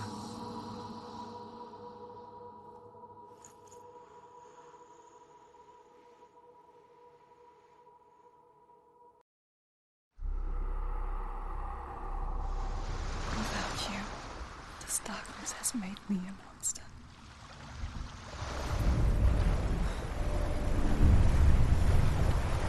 The Northmen say that their Allfather, Odin, gave his eye in exchange for a drink from Mimir's well, the Well of Wisdom.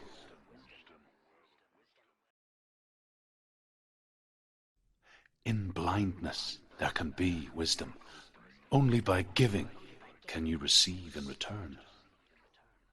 For this reason, I give my life and pass on my stories of the Northmen to you, Senua.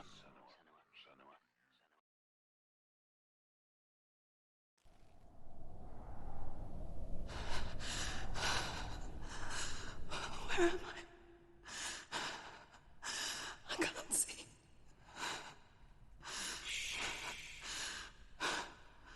Who's there? Can you hear me? Dillian. I'm right here. Can't you see me? No. Help me. Breathe slow. It's the darkness. Stay still. Empty your thoughts.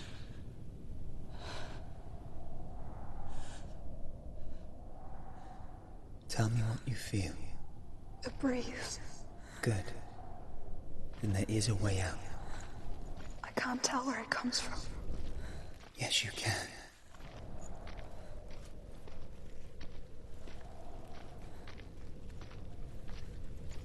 The others. The voices. They've gone.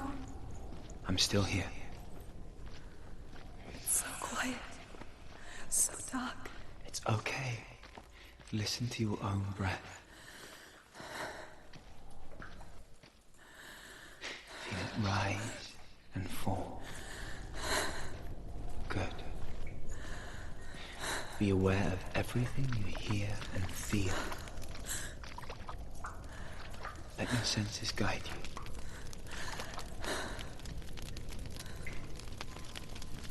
I can't go on. Dillian? Find a way. I'm not leaving you here.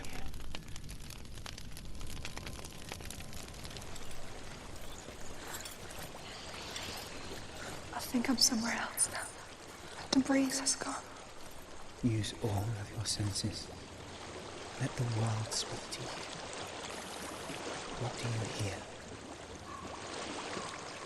I hear water. Go to it.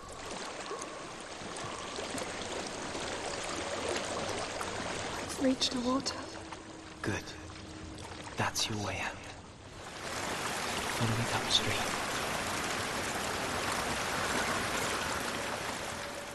I'm so sorry. I thought I left this all behind. Don't be sorry. It's not your fault. He was right. It's inside of me. It won't let me go. Senua, my father, he taught me that the hardest battles are fought in the mind, not the soul. You're no coward. You proved that to me in the warrior tribe. This is just another battle. You can beat it. This isn't your battle. You don't have to help me. I want to. Besides, you're going to be a great warrior one day. We need people like you. I'll do my best.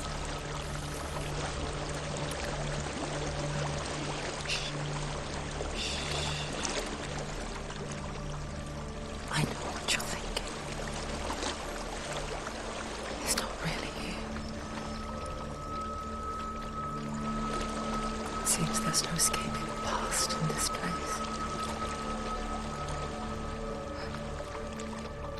And so she's forced to relive it. To what end?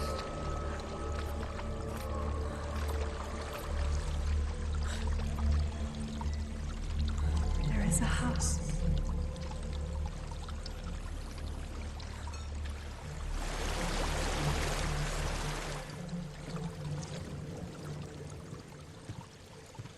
I don't know what's inside.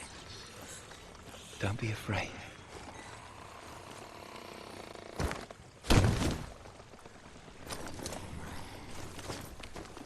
Dillian, there's something in here. Do you see it? No. Then it cannot see you. Quietly move past it. One step.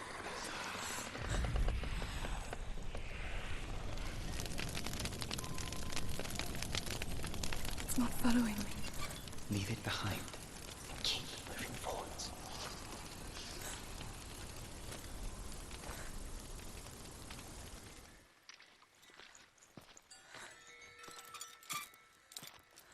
I think I'm in a house. It stinks.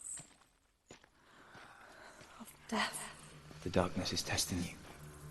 But you are in control.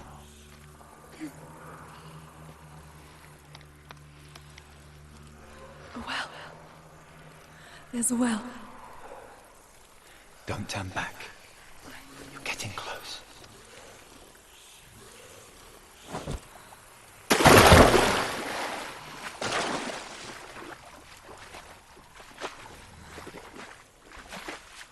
Dillian. Help me.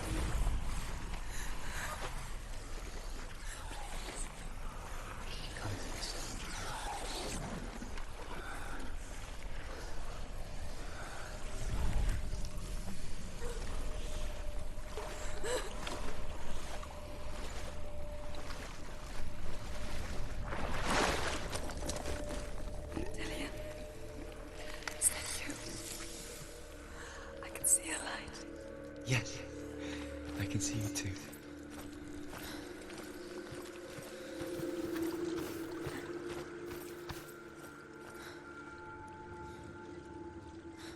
She could spend hours, days even, trapped within herself, in the dark.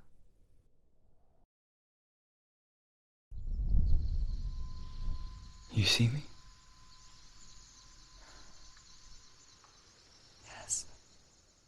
Your eyes were open, but you were gone. And when it finally let her go, she could be anywhere, with no memory of how she got there. When it comes for me, I have no power over it. But here, for the first time, someone was there to help. But I heard your voice. You brought me back. You found your own way back. All you needed was a little help. A little hope.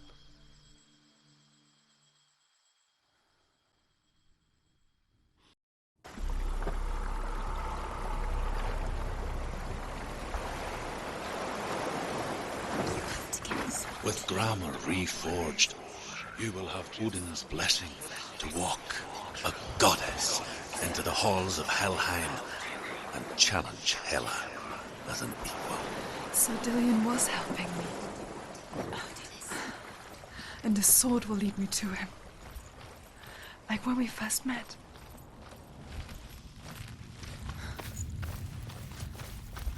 Dillian gave her the strength to pass the warrior trials, and she saw a way out.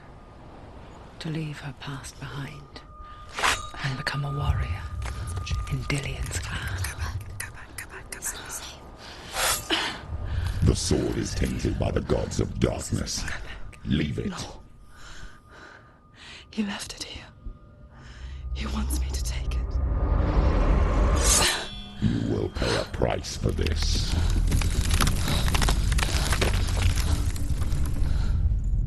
But years later, With Zinbel's parting words still haunting her, the darkness came back with a vengeance.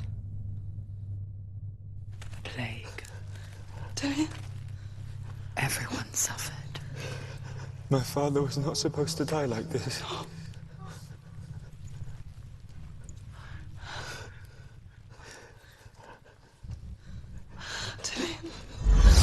Do you see it clearly now, Senua?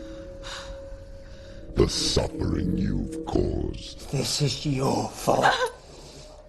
You brought this plague to us. You have blood on your hands.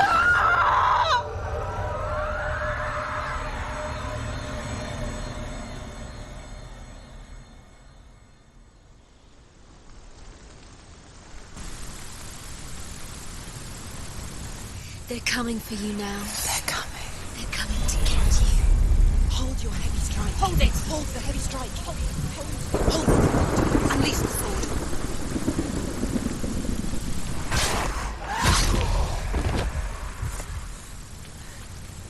There's nowhere to run to. In the sea of corpses, the corpse waved through itself over the ones I loved.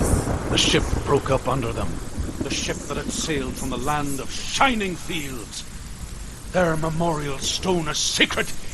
Come not here in the sun. Come not with a sword. Come not crying over a naked corpse. Come not with disturbed mind. And she'll be gone. She's lost.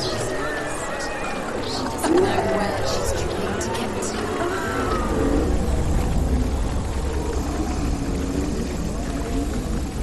Do you hear the suffering, Senua? Does your precious gift of sight let you see the souls that rot here in this sea of corpses? Do you feel the blood running cold on your skin? Do you hear their endless cries? Do you smell their putrid wounds? Hello, brothers, sisters, and loved ones. And look at what you have done to them. All because you were a coward, because you ran from your curse instead of facing it. When you turned your back on the Father Zinbel, you turned your back on the gods and let the darkness wreak havoc on your people. Why must they pay for your heresy? You're close. Who is it? Galena. Where are you? Do you hear, Senua? Do you hear the voice of your mother, Galena? She calls for you, Senua. Go to her. Answer her pitiful call.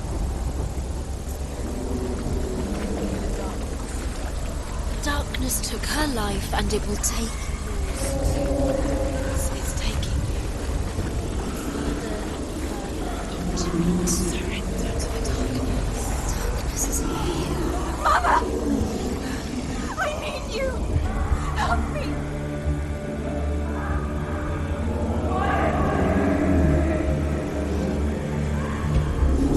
You're dead. You both surrendered to the voices. Your dear beloved was powerless against the darkness when it came for her. She too had a sight. She too doubted the gods and let the darkness infest her. But she didn't run. She escaped the only way she knew how. She gave her life to the gods. If only you had done the same, the world would have been spared this horror. It's not too late. She's calling for you. Why don't you join her?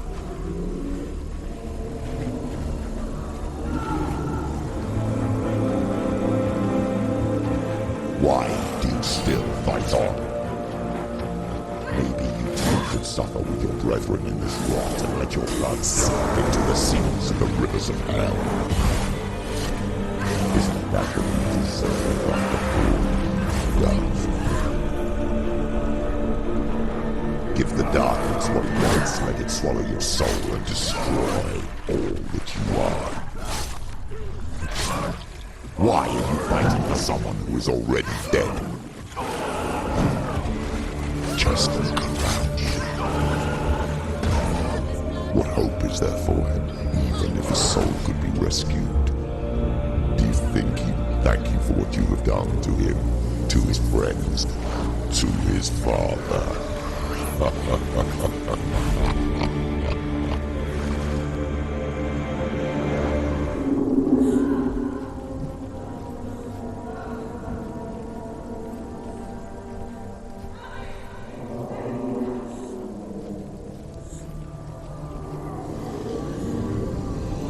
I can't fight it anymore. Not on my own. Where are you, Mother? I want to be with you.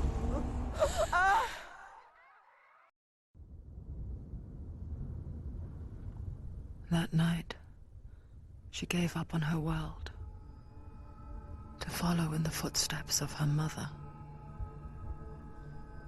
to go to a place where the darkness couldn't reach her.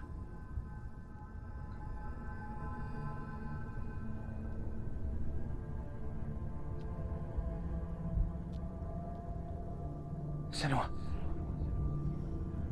Look at me. Do you hear them? They're calling for me. We've lost so many. And I've lost my father. I can't lose you. You said it. I have blood on my hands. I didn't say that. You've done nothing wrong.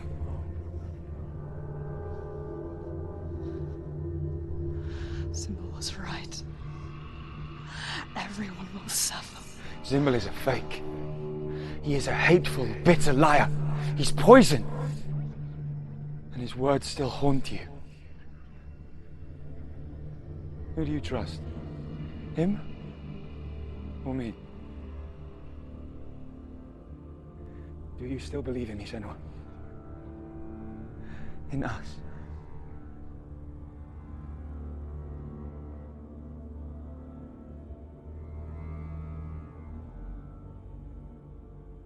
Come back to me. Please.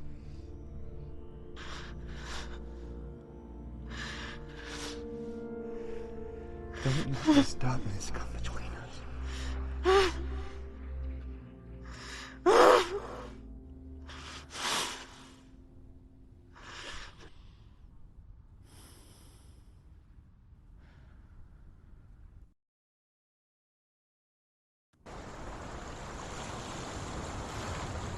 The hardest battles are fought in the mind. He gave her the sword with which to fight in more ways than one. And she gave him her word, never to surrender. All she needed was a little help. A little hope.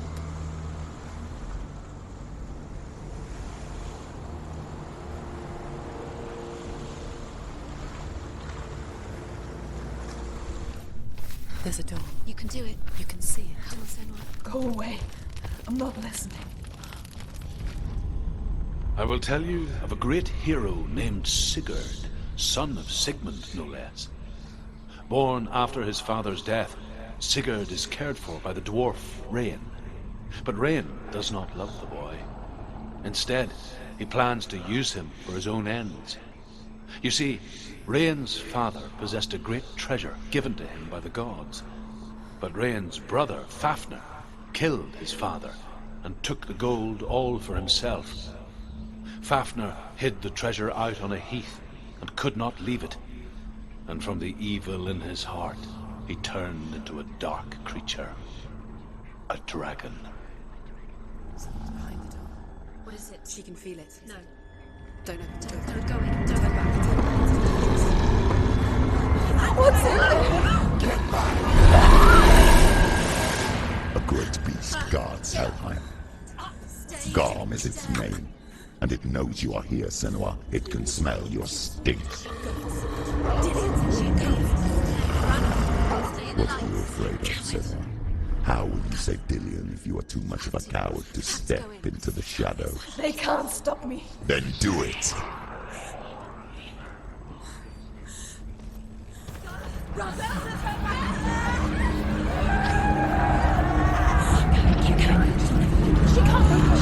The beast is stalking you from the shadows. Your sword is useless here.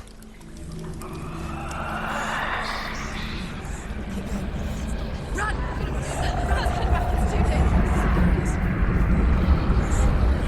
Open the door. It's locked. Torch. Give a torch. Don't be fooled. The beast is still here. No. It's a trick. She knows that. Does she? What is that voice? Mother, do you hear that? Don't fall for it. It's me, Senua. It's so loud. It's not her.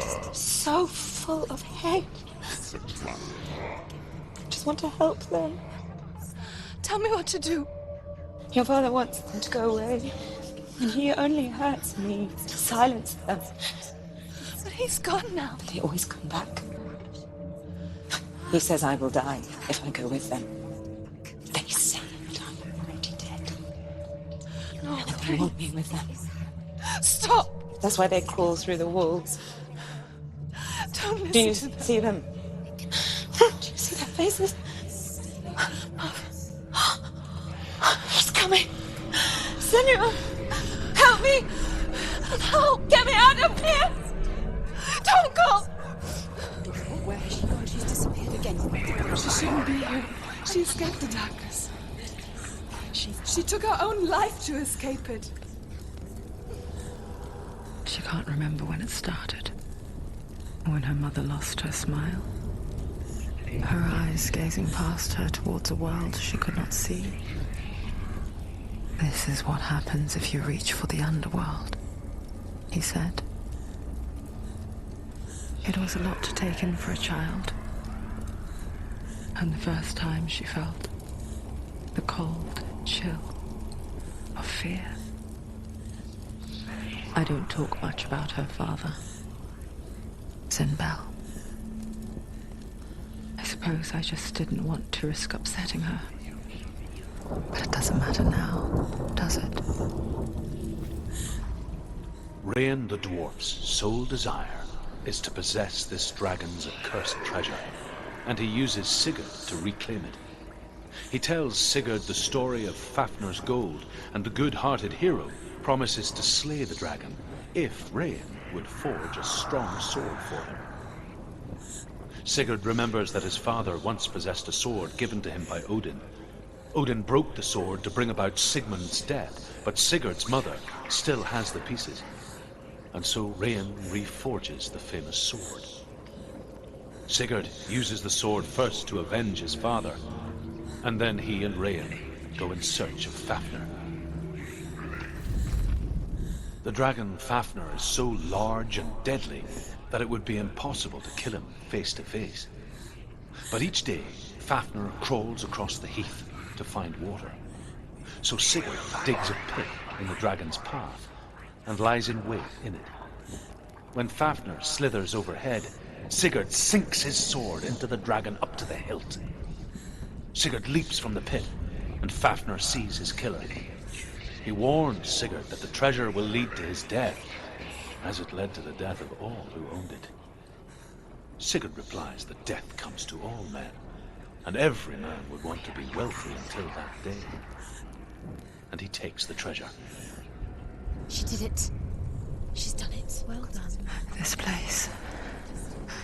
It reminds her of the isolating, suffocating darkness that she lived through as a young girl. Imprisoned in her room at night, the faces in the dark, coming through the walls. She once thought everyone could see them. I mean, that's what children say all the time, isn't it? That there are monsters in the dark. By the time she realized that only she could see them, her father, Sinbel, could see the monster in her. You have roots. Do you feel it? The beast is crawling into your mind, searching for weakness. It found your mother, and used her to trap you in here. Did you see her die? I don't remember. I was only 5. They told me she escaped the darkness, that she's with the gods. But what if they lied? What if the darkness took her and trapped her here? Where is her? It's just another trick. It's a trap. The beast is coming.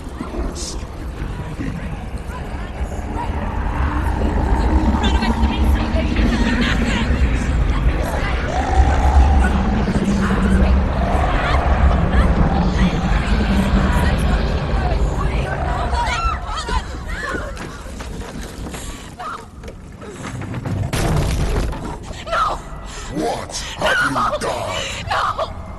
No! You've lost him! It's over! The darkness is back. You've lost him. You've lost him. Get to the light! Without his head, he will never bring his soul back. His fate is sealed.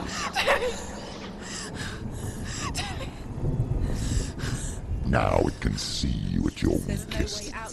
The time you suffered as a child at the hands of your fathers in know while you pined for Dillion. Do you remember that darkness, Senua? The beast is bringing it back.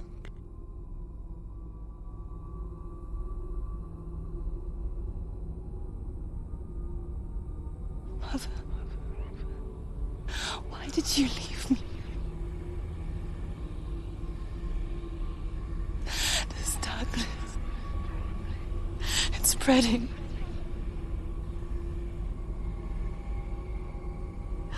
Father's keeping me away from the others. Away from Dillion.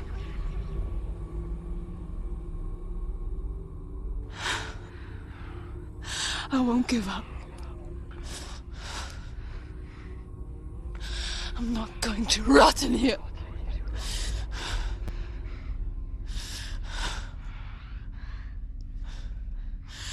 I'm going to find Dillion.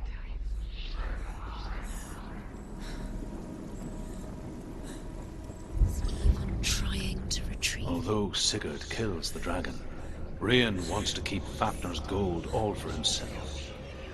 Rayan also wants the strength and wisdom of the dragon, so he drinks its blood and asks Sigurd to roast Fafnir's heart for him. Sigurd does so, but when he touches the roasted heart to see if it is done, he burns his finger. Without thinking, he licks his finger and tastes the dragon's blood. In that moment, he understands the language of birds and hears them talk nearby. Sigurd's newfound power lets him hear the birds speak, and they say, Sigurd should eat the heart himself. Rayan wants Fafnir's gold. Sigurd should kill Rayan before Rayan kills him. Sigurd should find Brynhild the Valkyrie, who sleeps an enchanted sleep. Sigurd heeds the bird's advice. He kills Rayan, eats Fafnir's roasted heart, and takes Fafnir's treasure. And he embarks on a new quest, to ride to Hinderfell and find Brynhild the Valkyrie. Dillion. She can't help but think of him. A tender guiding flame in a world so black. The longer it burned, the more she convinced herself that there was nothing beyond its reach. How little separates us from what we fear. Sigurd learns that Brynhild had once disobeyed Odin, and so he had her punished, stuck her with a sleep thorn, and put her body within a rampart of burning shields. Only a man who knew no fear would ever reach her. But like me, Sigurd is fearless and passes through the flames, just as I did, and wakes the sleeping warrior girl. She teaches him the secret wisdom of runes, namely victory runes, ship runes, runes for persuasion, runes for truth, runes for healing and help, runes for perception and power. Like Sigurd, the greatest young warrior of the North, you must learn the secrets of the runes to fight amongst the gods in Hell.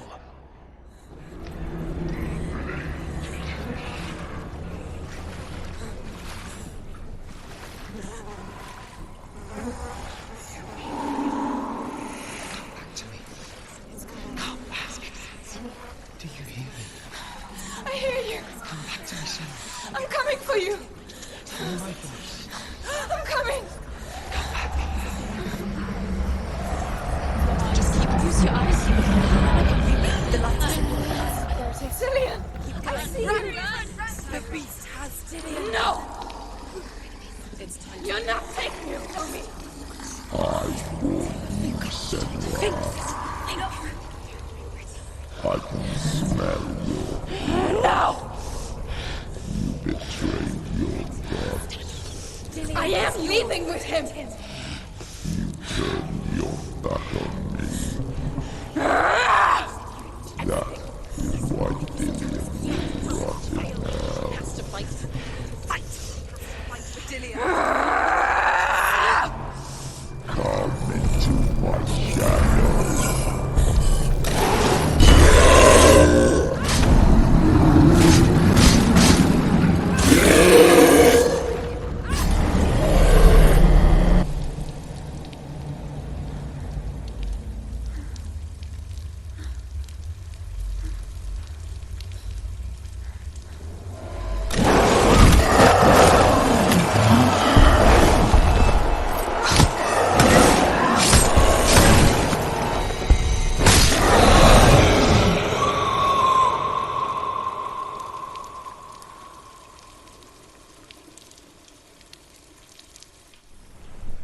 People think of evil as an unnatural, invisible force, and so invoke the gods for protection. But evil can come from the hand behind the gods. A familiar hand, cold and cruel. He tried to fix her with his rituals, kept her trapped in that hole. She couldn't say which was worse. The darkness, or the monster that her father had become. She couldn't fight them both.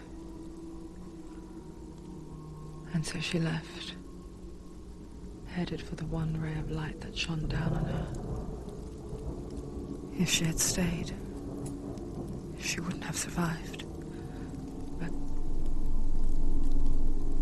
maybe Dillian would still be alive. I'm so sorry, my love.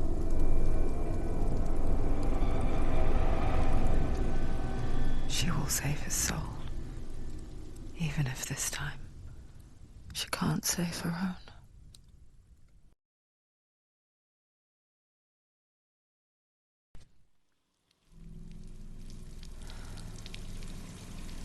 Forgive me, Senua. I know you have no reason to trust me anymore. Shadow, listen. But believe this, it was my mission to make you hate, to hate the darkness with a passion so great it would focus your mind on this quest. For without it, I fear you would have let go of his life. All this time, I've wanted to protect you from the truth that would have destroyed you a long time ago. But you have conquered your darkness at every turn. You deserve to see behind the veil of darkness. Then take me to the mountain. To trust him. As deep as we can go. I won't stand in your way. She has to trust him. You will not survive what is in there. I know. What else can she do? Nothing. She doesn't need anything else. Got time to rest. Close your eyes. Look! What? Hela's going. Hela's going. darkness trick me again. I know you're safe with the gods. I can feel Hela's gaze, searching for secrets inside of me. Secrets that even I can't see. I'm not here to fight my past. I'm here for Dillion. I will fulfill my vow, whatever the cost. The Northmen say the world will come to an end. They call this Ragnarok, the destiny of the gods. First, there will be a terrible winter, 3 years long. Then, mankind will turn on itself. Brothers will fight each other to the death, and people will forget what they owe their kindred. Times will be hard. Crimes will be great. It will be an age of axes and swords. The wind will blow through abandoned halls. Wolves will walk where children played. The world will fall into ruin. She can get his soul back. She can see it. The bridge. She can't cross the bridge. It's broken. She has to fix it. It's too dangerous. She's done it before. You have to fight her. Be powerful. The final battle. Get his soul back. It's the final task. Yes, it is. This isn't just a broken bridge, is it? Mother, you showed me how to see further. To see the hidden wonders in our world and explore new paths into the unknown. To lead so that others may follow, or to warn so that they may avoid. That is our gift and our duty. I'm not going to look away in fear anymore. The Northmen say the gods will fight their last battle at Ragnarok. Their watchmen will blow the horn that can be heard through the whole world. And Odin will speak with the severed head of Mimir, which gives him good counsel. The land of the giants will thunder with the sound of their army on the move. The gods will assemble. The dwarves will leave their stones. The frost giants will come from the east.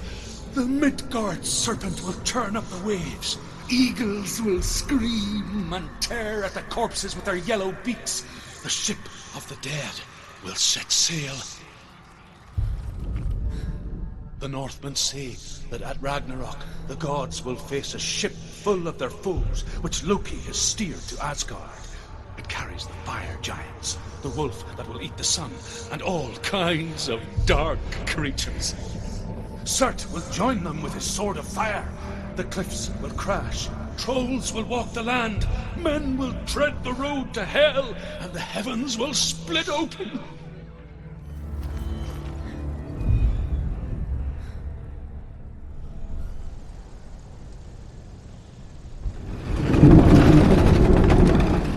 Wait. What? What happens when she dies? What happens to us? What happens to us? We die too. Do we die too? We I die don't too. want to die. I don't want to die. We'll all die someday. I don't want to die. And when everyone's gone, even the gods will die. I don't want to die. We don't want to die. I don't want to die. Senua, Stop. Turn back. Stop. Stop her. Why is she not going? Stop. Senua, Stop. What Stop. happens to us? Stop her. Why won't she stop? To die, she won't stop. Stop. Stop. I don't want to die. I don't want to die. I'm sorry. I didn't ask you to be a part of me. If you don't want to die with me, then leave me alone. I don't want to die. Please stop. Please stop. Please stop. Please stop. Please stop. Please stop. Please stop. You'll never come back if you go there. There is nothing to go back to. We only have each other now. Don't abandon me. Everyone suffers. They were right about me. Listen to me, not them. They were afraid. Like children scared of the dark. So was I. They made up monsters to fill the void. That doesn't make them real.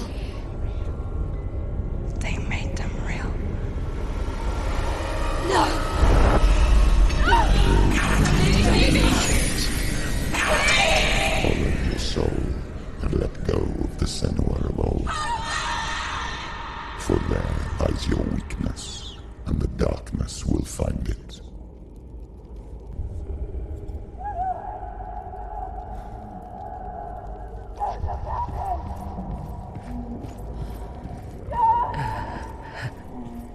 It's not like the old stories, is it?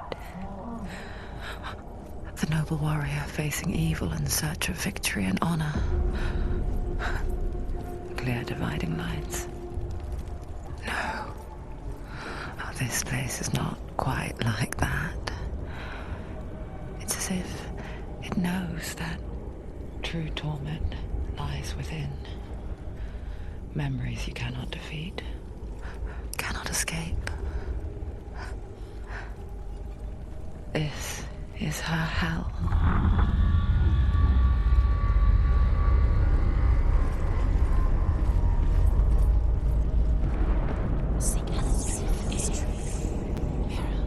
Gods betray us.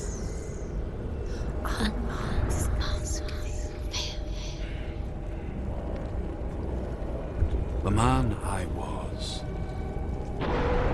before Druth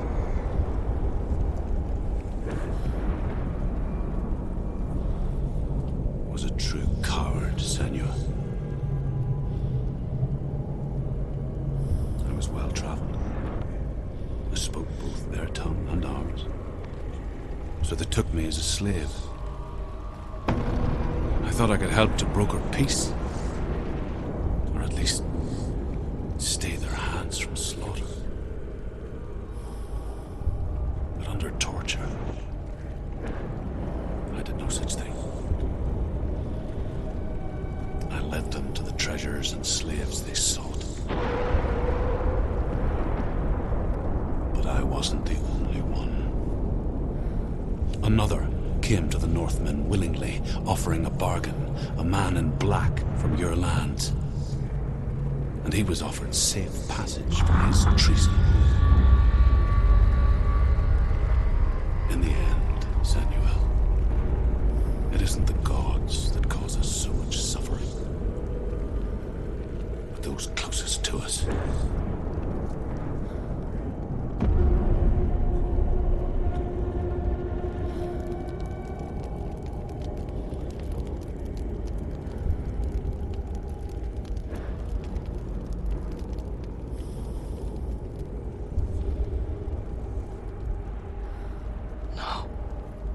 I'm here for time.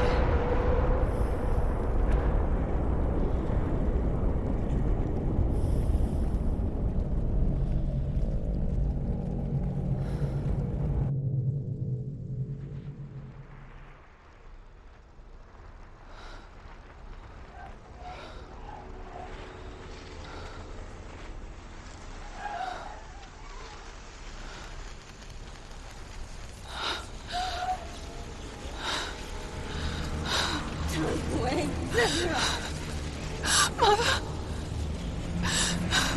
Don't be like this. Turn away, Senua! Turn away, Senua! You see it, Senua? You see the darkness, faces of fear and suffering. You can see it.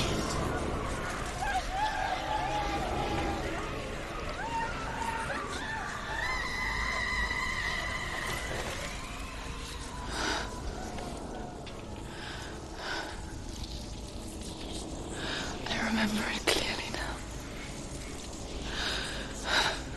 She has nothing to fear anymore. The gods have saved your mother. Through my hand. You killed her. It is the will of the gods. Fuck the gods! You did this to her! Why?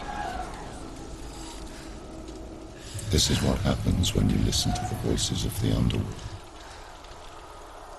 They crawl into your soul and rot you from the inside.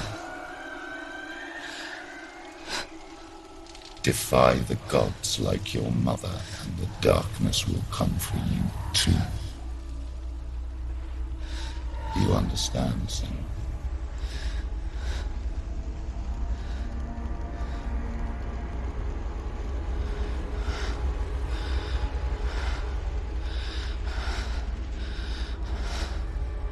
I do understand.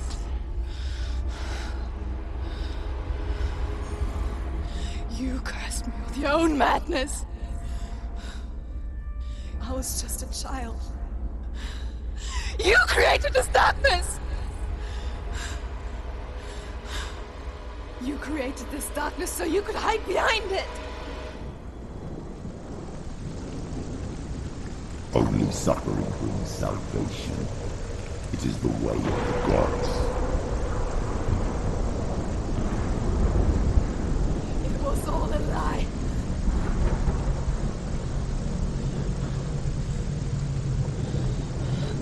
You are a lie! She didn't defy the gods. She defied you! And so you killed her! You didn't pray to the gods. You prayed to your mother. Your mother, who was too weak to fight the darkness and abandoned you. You tortured her! You killed her! You are the darkness!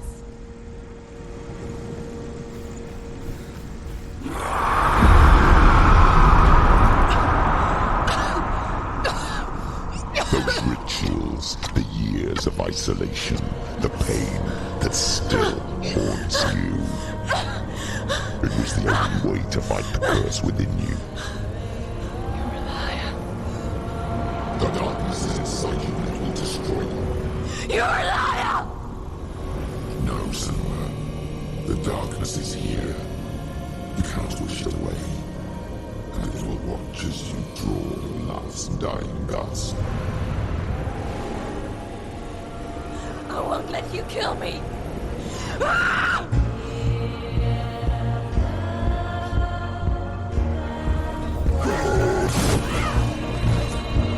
I can see through your darkness! You're a liar and a murderer! And if you really are Hela, then I have a sword here that can kill a god!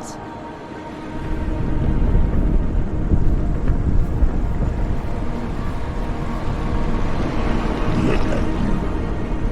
Running forward, moving backwards to wallow in your miserable past.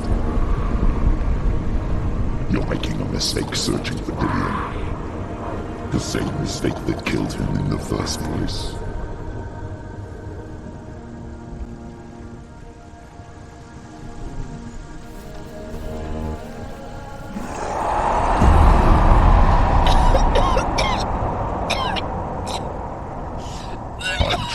Save you from yourself. You still believe it is a lie. The plague of darkness, the butchering of Dillion by the Northmen. You saw it yourself. You told everyone I was cursed. They believed you. I believed you. Tell me, Senua, where is Dillion's soul if the darkness is alive? How you saved him?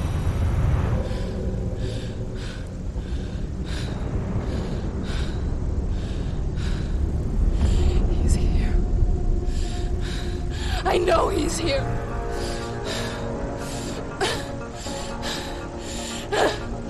Dillion, I know you're here. Hold on. I'll find you.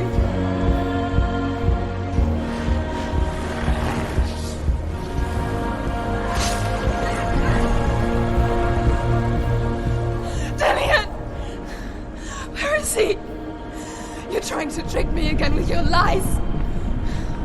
I know he's here. You took him from me. You have him. Dillion is gone. Dillion is dead.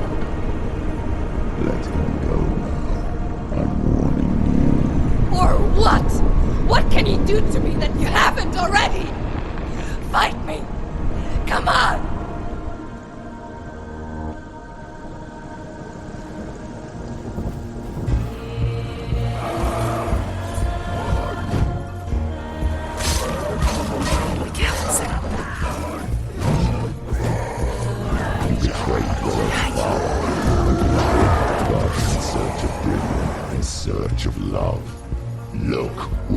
That's got you. Let go of your battle. Let go of your passion. Let go of Delia. Don't let your darkness hurt anyone else.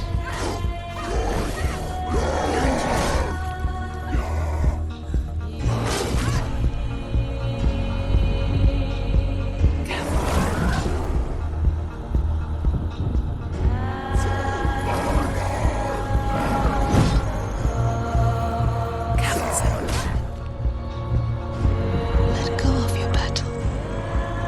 You don't have to fight anymore. You're killing yourself.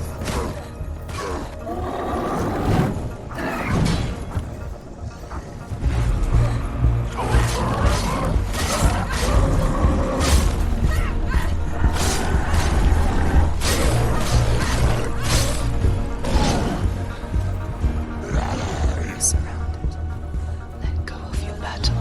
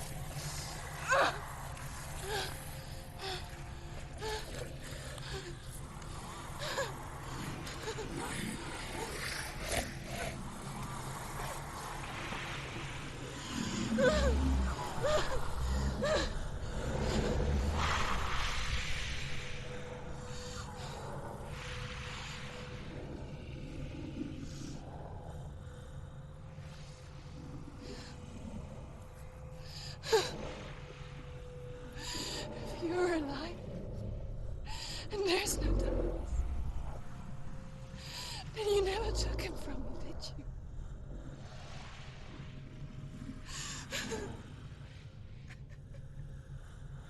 And I can't save Dorian.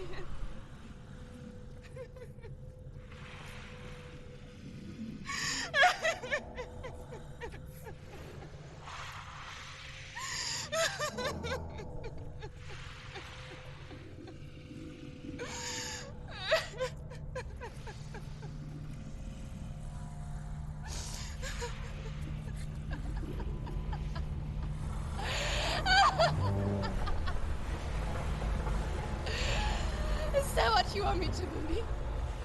After all you've done to me? And to him?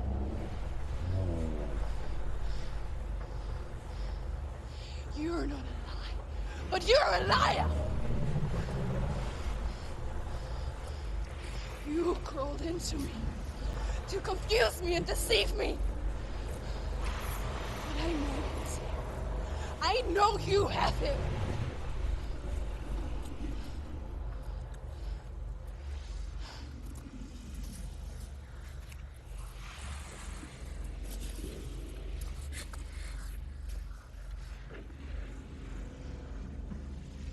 I'll give you my life. That's what you want, isn't it? My soul. Take it. I'll be a slave for you. I'll fight with you at Ragnarok. If you release him.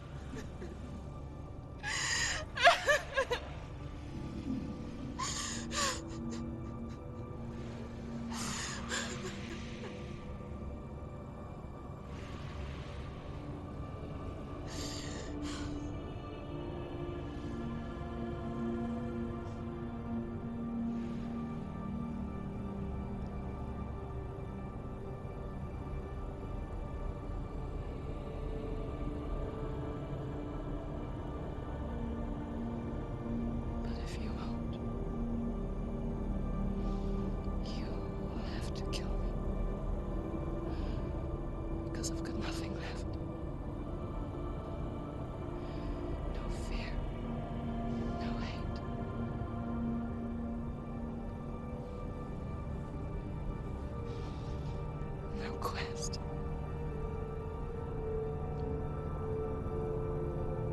Nothing.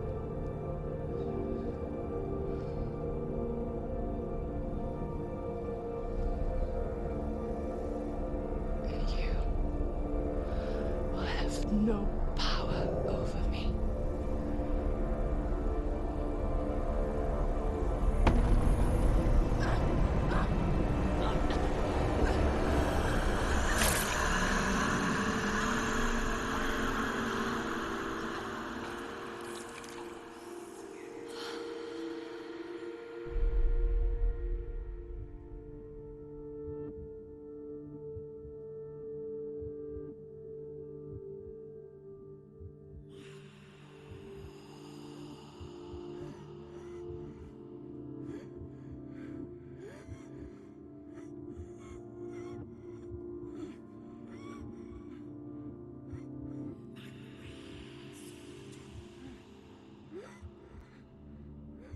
I learned the hard way to not be afraid of death, Senua.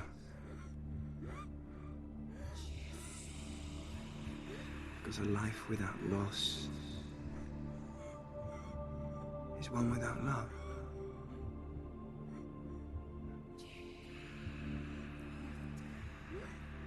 You turn your back on death,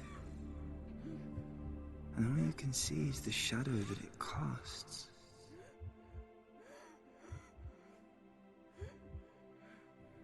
The longer you hide from it, the longer the shadow grows until all you can see is darkness.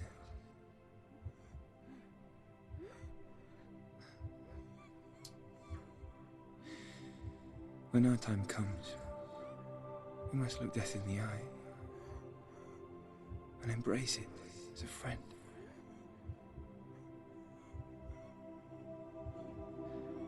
Only then can we let go of our fear.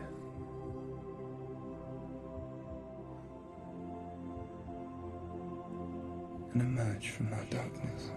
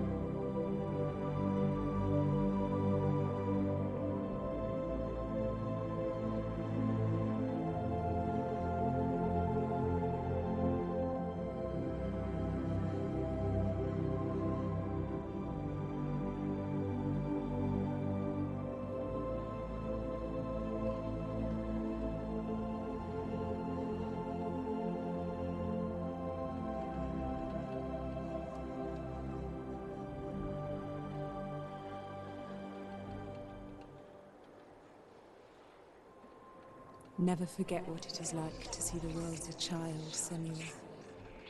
Every autumn leaf is like a work of art. Every rolling cloud a moving picture. Every day a new story. We too emerge from this magic, like a wave from the ocean, only to return to the sea.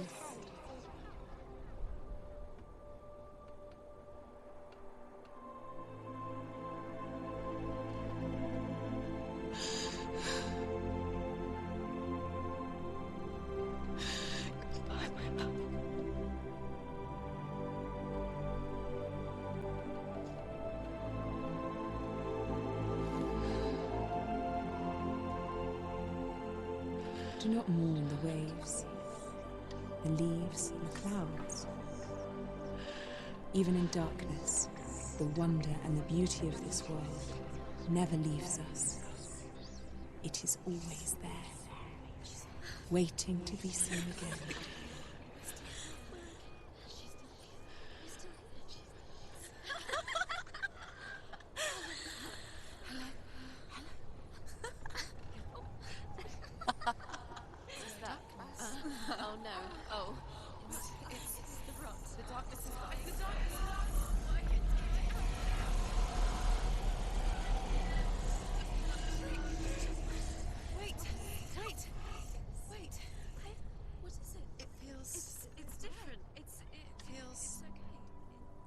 This is where my story once began. And so it has to end here.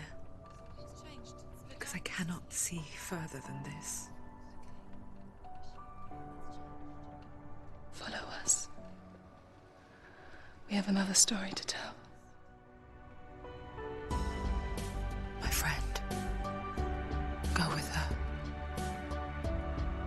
This now will be your story to witness.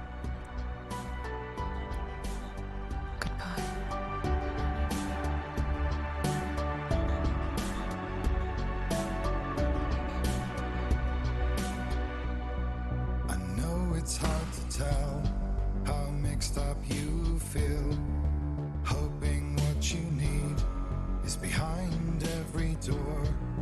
Each time you get hurt, I don't want you to change, 'cause everyone has hopes. You're human after all. The feeling sometimes wishing you were someone else, feeling as though you never belong. This feeling is not sadness, this feeling is not joy. I truly understand. Please don't cry now. Please don't go. I want you to stay. I'm begging you, please. Please don't leave here. I don't want you to hate all the hurt that you feel. The world is just illusion, trying to change you. Being like you are, well, this is something else. Who would comprehend? But some that do lay claim divine purpose blesses them. Well, that's not what I believe, and it doesn't matter anyway. A part of your soul ties you to the next world, or maybe to the last, but I'm still not sure. But what I do know is to us the world is different, as we are to the world. I guess you would know that. Please don't go. I want you to stay. I'm begging you, please. Please don't leave here. I don't want you to hate for all the hurt that you feel. The world is just illusion, trying to change you. Please don't go. I want you to stay. I'm begging you, please. Oh, please don't leave here. I don't want you to change for all the hurt that you feel. This world is just illusion, always trying to change you.